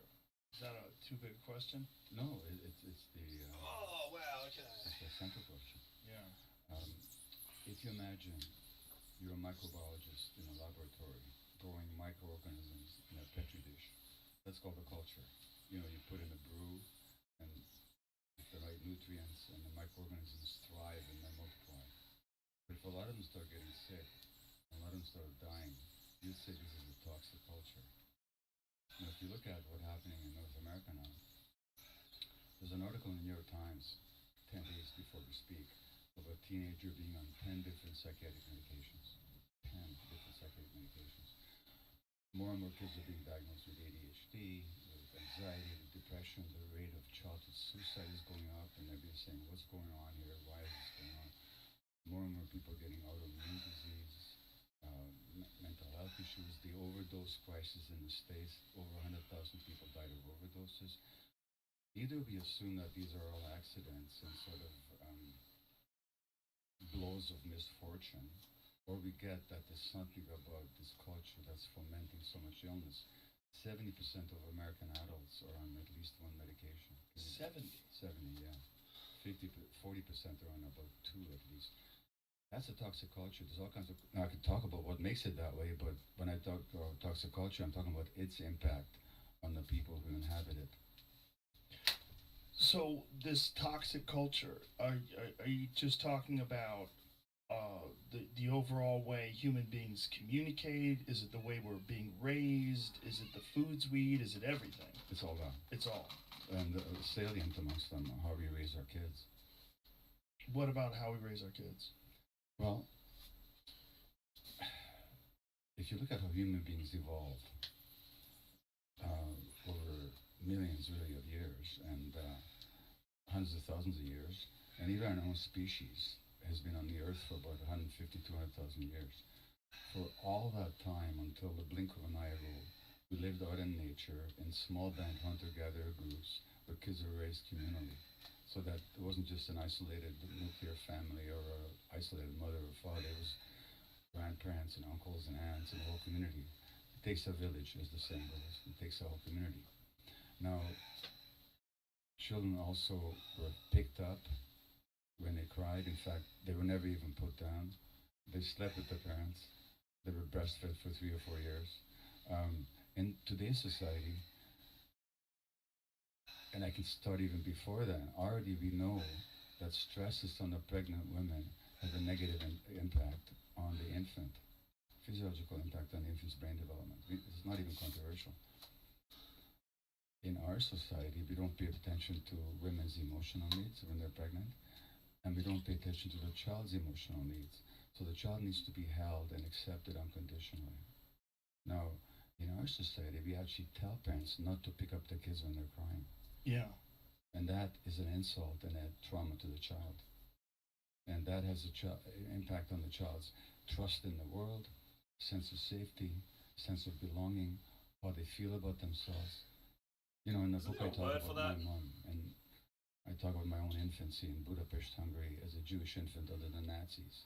So you can imagine how stressed my mom was. But I feel like... But forget the Nazis for a minute. I know, especially... I read her diary. A lot of friends writes, this and is brother and sister-in-law. Most my family. Hospital. That's how we treat most She crying says, babies. "My poor little Gabor, my Not the heart older is breaking generation, for you, like my because parents you and want to be whatnot. fed and you're hungry. They like to coddle But the I kids. promised the They doctor cry. I would Makes only feed sense. you every 4 hours. It's a child. And you've been crying for the last hour You want and to a try half. to do what you can. What's it like for an infant to lie there next to their mom and not be picked up and fed for an hour and a half? Now try telling a mother baboon or a mother cat or a mother bear Exactly to what I was ignore the trying to child's distress for an hour and a half. So Not for the an very hour and a advice half. that you would give to a lot of I know, parents it's these hard. days I've already got a damages friend. the child.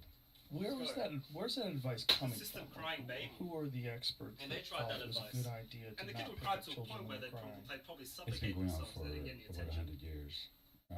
It's a bit of a Maybe even conundrum longer. there. Dr. Spock, I don't know if you remember the name Benjamin Spock. His book was just the most influential parenting Bible for decades, to the 50s and the 60s and the 70s. And he talked about the tyranny of the baby who wants to be picked up. He says, well, how you deal with that is you walk out and you shut the door and you don't go back. In other words, you isolate the infant. Now, look at how hunter-gatherers raise their children. They carry their babies everywhere. I met a Cree woman once who told me in our community, kids weren't even allowed to touch the ground for 2 years. They were just held all the time. So it's modern life. It's the pressure and stresses of modern life acting on parents that makes it so difficult for them to really be there for the kids. Now, my mother's heart was breaking. She went against her own instincts to follow the doctor's advice. Again, you tell a mother rat or a mother baboon to ignore the baby's cries, and you find out what mother rage is all about. And what does this effect of not holding babies and not comforting them when they cry, what does this have on the child?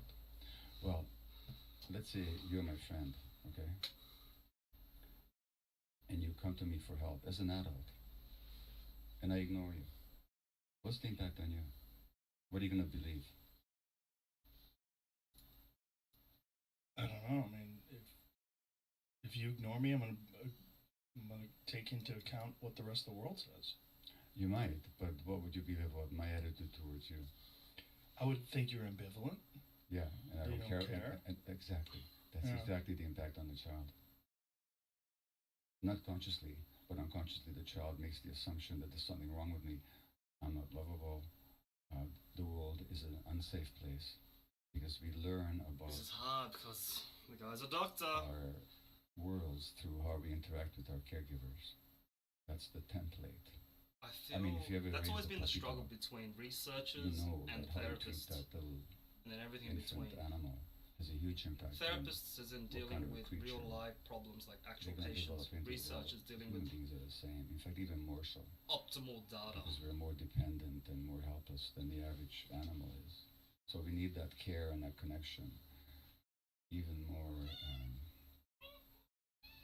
powerfully. So when we're lacking it, the infant assumes unconsciously that there's something wrong with them, they're not lovable, the world is not a trusting place, then we spend our lives acting out from that unconscious belief. So the majority or a large portion of our culture develops as a child with this problem. In this world, yes. In this world, very much so. Then there is like if you look at what a psychologist friend of mine calls the irreducible needs of children. Irreducible meaning that if you don't meet these needs, there's going to be negative consequences. The first one is unconditional loving acceptance. Just a sense of belonging, attachment, it's called. Connection. The infant needs that. You know how a baby elephant is born? When the mother elephant goes into labor, all the mother elephants stand around in a circle. When the infant plops on the ground, they all reach out their trunks and they stroke the infant. That's natural instinct. You belong to us. You're welcome here. The human infant needs that at least as much as the baby elephant. Now, so the first need is this unconditional loving welcome in the world. The second need of the child is that the child shouldn't have to work to be loved, to be accepted. I shouldn't have to be pretty, smart, successful, compliant, I don't know. nice, anything. I shouldn't have to work. Seen for some what is kids my birthright, which is who to are be given accepted way too much freedom. as a person I know I'm pretty sure that's valued not what in he's the trying to world hammer down the messages. and lovable in their But own right. That's the it's a second one. And the balance. third need is It's a balance to the it all. freedom to experience all our emotions. Okay, all our I'm emotions. sure every parent Now, wants their our kid to be brains all have that they can be, emotional but they need circuits. guidance. That's what parenting is. For rage, which we need to protect ourselves. For lust, which we need to reproduce. For seeking, curiosity, to explore and get to know our world. One of the, and there's other emotional circuits as well. For care, so that we can look after each other. These are circuits that nature, evolution has wired us with. This These heart have been rate monitor studied. strap is interesting. Now, so one of the needs we have is the freedom to experience all our emotions, our gut feelings and everything else. A lot of parenting experts will tell you an angry child should be made to sit by themselves so they come back to normal. I'm quoting a very famous person here, a psychologist who said this in his book. An angry child should be made to sit by themselves so that they come back to normal. Now, what's the message to the child? Anger is not normal. If you want to belong to us, you have to suppress your anger. Now, suppressing the anger is a trauma because anger is given to us by nature as a natural boundary defense. If I enter your space in a way that threatens you, you better get angry with me. Get out. That's healthy anger. If I suppress that, if I depress it, push it down, This point's a bit fair. 30 years later you're diagnosed with this disease called depression. It's not a disease. As proper as everyone It should was be. your response to Our the emotions are stupid human. advice of the parenting experts that your mothers can't- and your fathers believed they should follow. It's a As coping stoic as we mechanism. can be, we You can't push down control the anger to be accepted by your environment, but later on that causes you problems, mental health issues and physical health issues. So when I'm talking about irreducible needs, I'm talking about real needs. And in this society, parents are told to keep ignoring their own parenting instincts, to make the child behave the way they expect them to behave, and the result is a lot of kids are hurt without parent meaning to hurt them. They love their kids, they do their best, but because of this culture, they actually end up hurting the kids. So this is standard in America. Pretty much. And you feel like this is the base of this host of psychological problems. Well, I wouldn't want to put everything down to just one dynamic, Right. But it's certainly what happens to children in the first 3 years is a huge template for problems later on. And once a child develops and becomes an adult and has all these issues that are connected to the way they were raised, What can be done then? Well, that's where the process of healing has to begin. And by the way, well, okay, yeah, let me deal with the question. What can be done then? Well, the first thing we have to do is to recognize what's going on. That what happened to me. Like, if I can talk about my own example. Okay. So, medical doctor, I'm in my 40s, successful physician, newspaper columnist, respected, good income and all that. But I'm a workaholic. I have to be working. If I'm not working, I'm kind of depressed and alienated, which is how my family experiences me, including my young kids. But why am I that way? Because as a Jewish infant under the Nazis, the message that I got is that the world didn't want me. Now, not because the Nazis directly affected me as an infant, although we lived under Nazi occupation in my first year of life.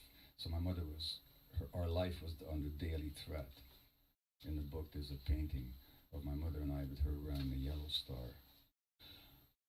When I was 11 months old, she handed me to a complete stranger in the street to save my life in Budapest.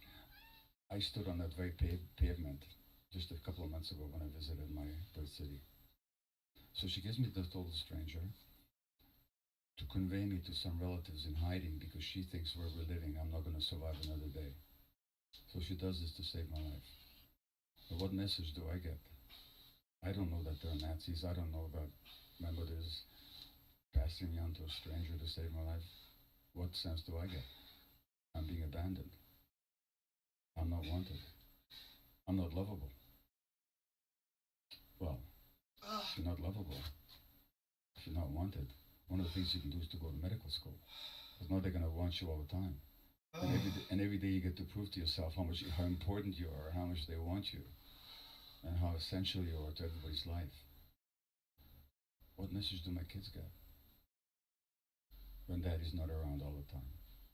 Or when he's around, he's kind of in withdrawal from workaholism. They get the same message. So we pass it on. This is what trauma is. We pass it on unwittingly from one generation to the next. And we don't even know we're doing it. I like it. I didn't know I was doing it. He goes So, another you know, layer when you say, how do we, at some point you have to say, so there I'm the successful doctor, columnist and so on, but I'm depressed. At some point I have to start asking, and my kids are afraid of me. I have to start asking myself, what's going on here? Why is this tension in my family? Why are my wife and I living together at this point? 54 years coming this November. But when our kids were small, we had a very tense marriage. And I have to start asking myself, what's going on? And that's when you start looking for the answers. So the first thing is we have to recognize that the way it is not working, and maybe it doesn't have to be this way. So how did you go about shifting the way you think about your life and the world and being a workaholic and becoming what you feel like? Do you feel like now you're a healthy person? You should ask me that. Relatively? You should ask me that on my deathbed, okay? Because then I'll give you the final answer. But well, right now, how do you feel right now? I've come a long way. I'm much more balanced. I'm not 100% there. I'm not. You know. Like, what's missing? Every once in a while, when I get triggered, I still can behave like I had never learned anything at all. You know, sometimes when you're triggered, the circuits in your brain that can regulate you and guide you, ground you, go offline. I can still go offline sometimes, but much less than I ever used to, and I come back to groundedness much more rapidly. I also have learned how to take care of myself, you know. So, but I've done a lot of work to sort out all the traumas that I experienced as a child. So it's taken a lot of work. And what kind of thing really triggers you?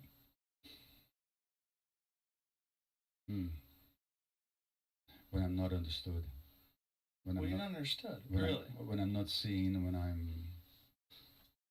I perceive as myself as not being respected for who I am. And I don't mean respect for what I do. I mean, respected for, because, I mean, people can disagree with what I do, and I don't take that as a sign of disrespect, it's just a disagreement. But when I'm not respected just for who I am as a person. As a human being. As a human being, yeah. So if someone insults you or someone dismisses you or treats you like shit. Very often I can see that as their problem. They're projecting something on me. Mhm. I'm sure you've had the same experience. Sure. In fact, I know you had, because I saw your interview with Lex Friedman. Mhm. And you talked about how you handled the negative vibes that come your way sometimes. Mhm. So sometimes I can see that as their issue. But if I'm particularly vulnerable, maybe stressed, maybe I hadn't taken care of myself, maybe I haven't swum for a few days, so my nervous system is on edge, then maybe I can take it personally, and then I can get triggered. That seems like one of the best forms of medicine. Some sort of rigorous exercise. You don't want to talk to me if I haven't swum for a couple of days. Swimming's your thing. That's my thing. That's a great one. Yeah. That's a great one because it's Yeah. physically exhausting, exhausts the muscles, the cardiovascular system. Yeah.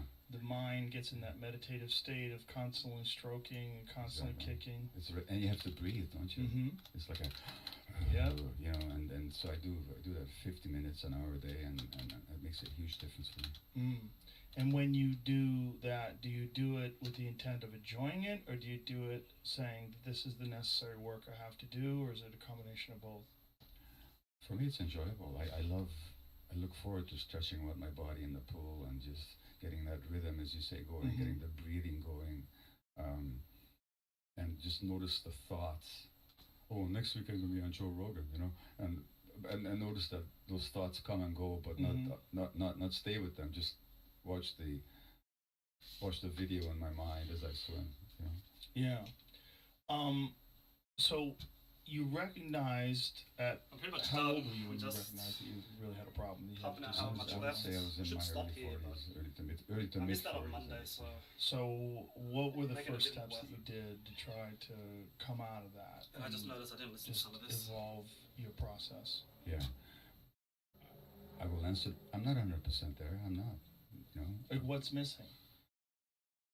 Every once in a while, when I get triggered, I still can behave like I had never learned anything at all. You know, sometimes when you're triggered, your the circuits in your brain that can regulate you and guide you, ground you, go offline. I can still go offline sometimes, but much less than I ever used to, and I come back to groundedness much more rapidly. I also have learned how to take care of myself, you know. So, but I've done a lot of work to sort out all the traumas that I experienced as a child. So it's taken a lot of work. And what kind of thing really triggers you?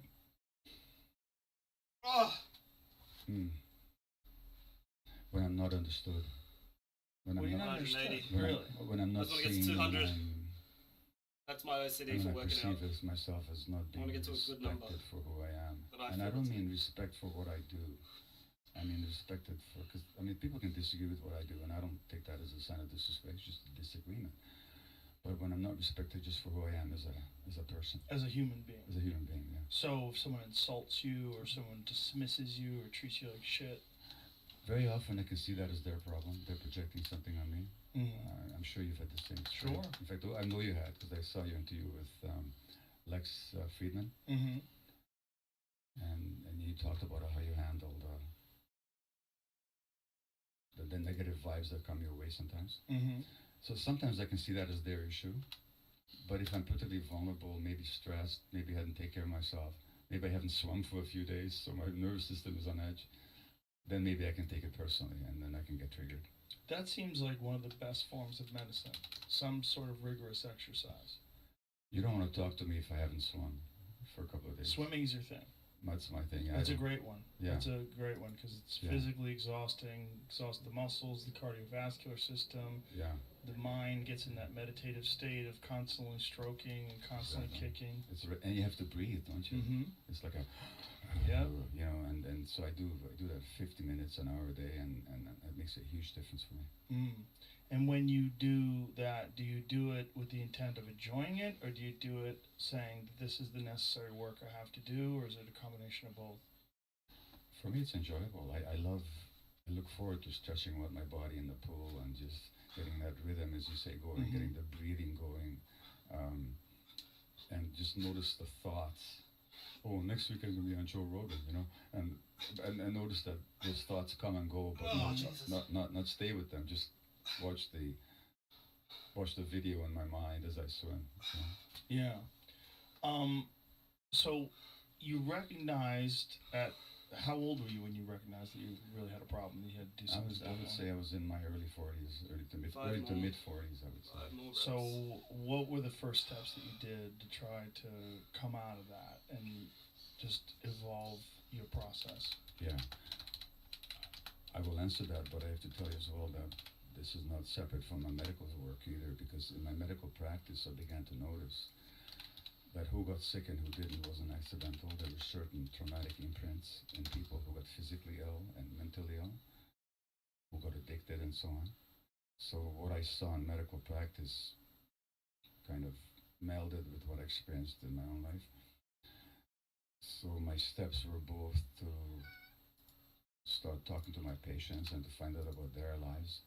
And I began to see the commonalities amongst people, including myself and my patients. Doesn't matter how addicted or how ill they were, there was always something about them that I could recognize in myself. And I began to go for therapy. And I began to really research the child developmental and trauma literature.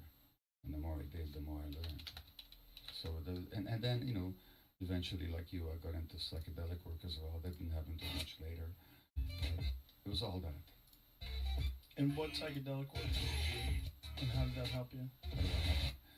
So my book on addiction and the realm of hungry ghosts, post-unconscious addiction, was published in 2009 in Canada and in 2010 in the States, in which I point out that addiction is always rooted in trauma. Always? Always, 100%. What about genetics? Do they play a factor, or is the genetics just related also to trauma? Well, here's the interesting thing about genetics. Okay. You know what the best letter I received was? For a woman who was 48, and she wrote me from somewhere in the States. She sent me an email to thank me for the birth of her 4-year-old child. She said, we just celebrated my daughter's 4-year birthday, thanks to you. She said, because my husband used to be an got 5 more alcoholic, reps to finish off, Jesus. and he used to believe that his alcoholism was genetically determined. So he didn't want to have a child because he didn't want to pass on the alcoholism gene because he had suffered so badly. But then he read your book, and he realized it wasn't genetics at all. It was trauma as a result. And I was just at the edge of the childbearing years. I was 44. So now he was this 4-year-old child. Thank you. And I thought, this is the best praise I've ever got, because I've been thanked quite often.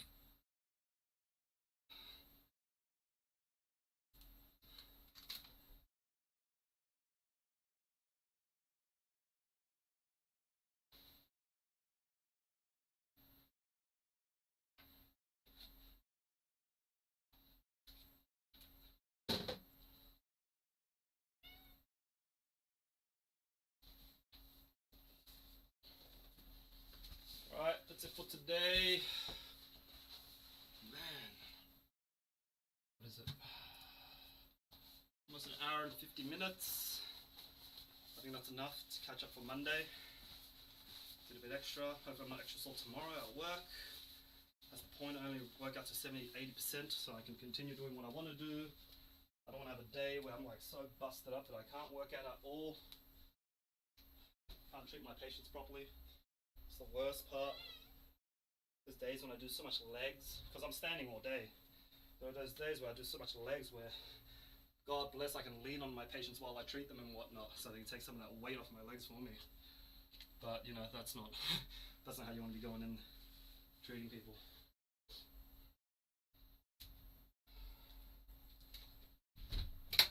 So recap, push-ups, Nordic curls, abs with crunches, and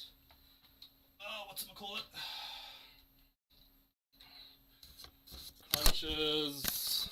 I'm just looking for words at the moment.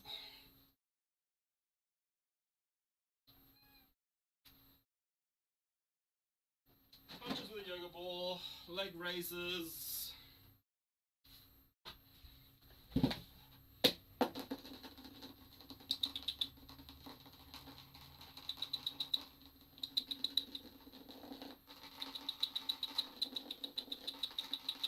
doesn't really listen to me, does he?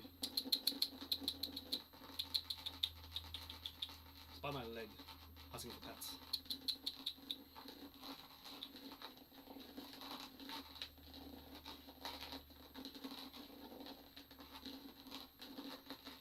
Ta-da! Anyway, that's it. Abs. Thanks for the extra ab works. Sleepy. Always much appreciated. Making sure I'm doing a proper workout. Same here with Coach Cheddar. Always watching, always getting in the way, making sure my form's are right no matter what the situation is. No, I did more. Lateral raises for my shoulders, that's right, weighted. And then just to cap it off again, did more push-ups. Just to round out the arms a bit more. I feel I can do a bit more with arms. I guess it's one of those things where if there was a drawback in my training, it'd probably be, yes, how do I know if I'm training to 78%? Who knows for sure? Nothing's really calculated properly. Because even just then, like I did about 140 for my original set of workouts, but then at the end of it, I was able to pump out another 60 reps. I'm still feeling okay.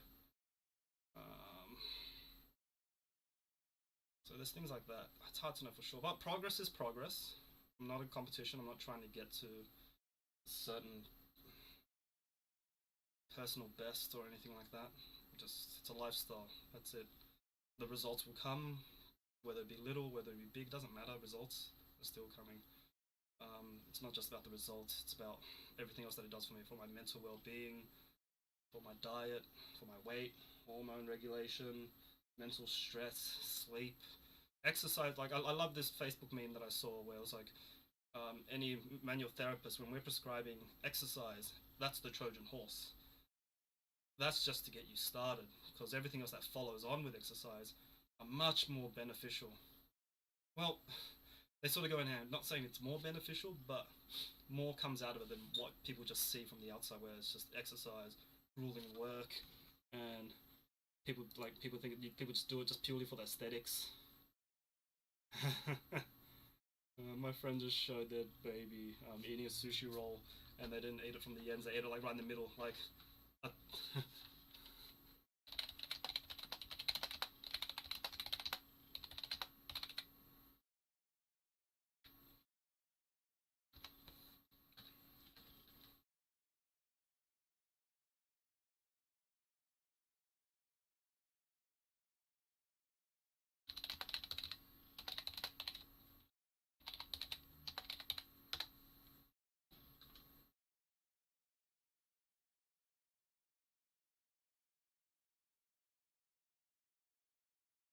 You know how the sushi is long ways and he doesn't eat on the sides; he eats right in the middle.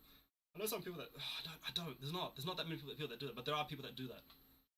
You know, can't hate. But I'm just letting him know, like, look, you got to test that baby out now.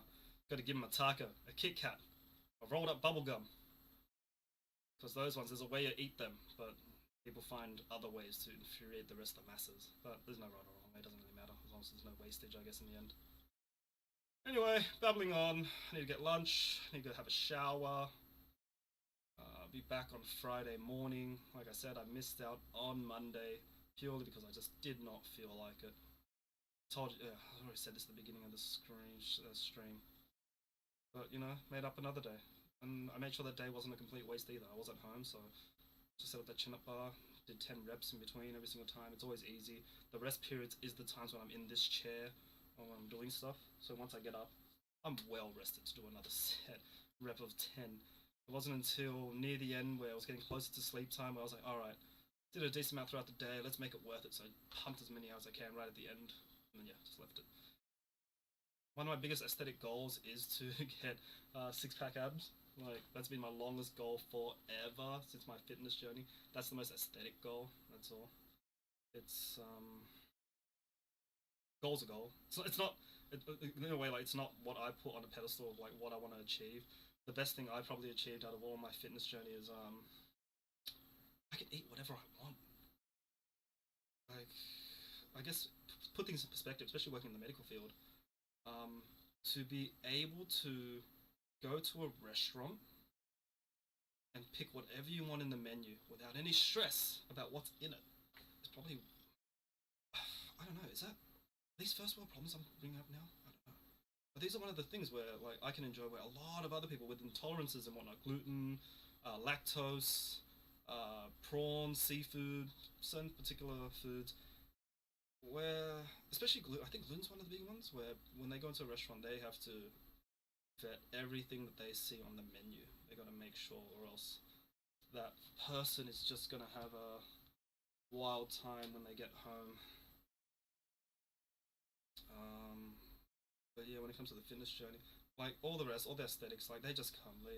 You put in the time, and the results will come eventually. Of course, like there's all these underlying factors and whatnot, but instead of focusing on that, I try to focus more on trying to be all the best that I can be with myself. That's it. I can like I liked someone else's example. I can't remember what it was, but it's like it's almost like how I treat my patients as well. Like an anecdote that I like to give my patients is patients are like a car. When they come and see us, it's almost like a service. We're servicing them just to make sure that they don't have more problems down the line. That's what it is. People come in without problems. That's the best time to come in because it's easy to treat and prevent rather than have to actually try to treat patients when they come in with a problem. So essentially with that analogy with treating patients like a car, that's how I treat my body as well. I'm allowed to freely modify myself for free as best as I see fit. My fitness journey wasn't the most efficient, but it was there at least. It was a journey. I'm still continuing on from it. But the main thing is just to keep that consistency as you're working out and whatnot. But yeah. Let's see, it's almost 2 hours. Chat for a bit more. Gotta get off. Gonna have El Jana's later. Grilled chicken just down the road. Sunny day today. Winter's supposedly going, but you know, the radio said it's gonna be raining for the next 6 months due to some La Nina weather event out in the Pacific Ocean. I can't remember, but that'll affect us later for the rest of the year until early next 2023.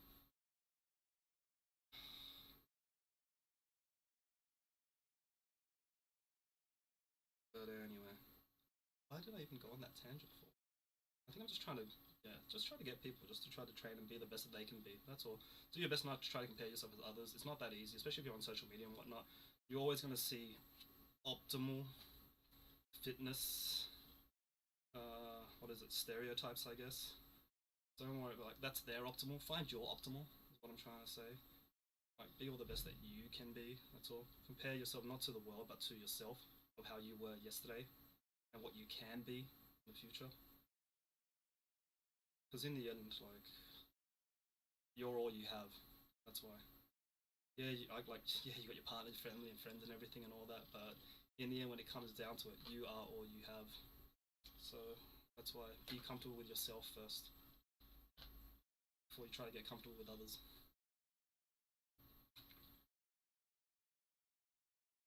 Just gonna see how much I can babble on for another minute and 30 seconds, just so my OCD can let me rest and see that timer hit 2 hours.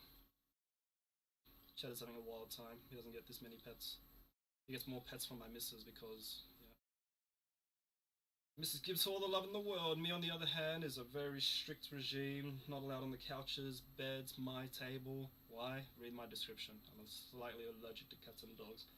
Already taken my antihistamine last night. Should last me until today. Should. It says 24 hours on the packet, but who knows. Just another self-experiment. That's something I like doing to myself. That's a bit of a tangent. Well, that's a bit of a segue. Yeah, I treat my body like an experiment. I like trying things and seeing what works and what doesn't. Take a lot of supplements here and there. Exercise plenty. Get out. And just see what works. That's the exercise journey in the end. I've tried many things through my training experience, going from bodyweight to gym to martial arts, rock climbing, just whatever. Just to keep active in the end. That's what it is. I like to keep active. Doesn't matter what it is, as long as I'm just doing something. Other than, like, I guess, being at this computer table. Again, I went on a tangent for some reason. What's that reason why? Oh yeah, that's right. That's the fitness journey. You try out a bunch of different things, and you just keep what works and throw out what doesn't. It's that whole Bruce Lee quote going on right there. Keep everything that's useful, throw out everything that's useless. Paraphrasing. My friends would hate me. Plus, I love martial arts. I hate myself for not remembering the proper quote. Anyway, 2 hours. Till next time. See you guys Friday. Wait, Cheddar. Look up, Cheddar. Yes, you guys did not notice me try to gesture towards him.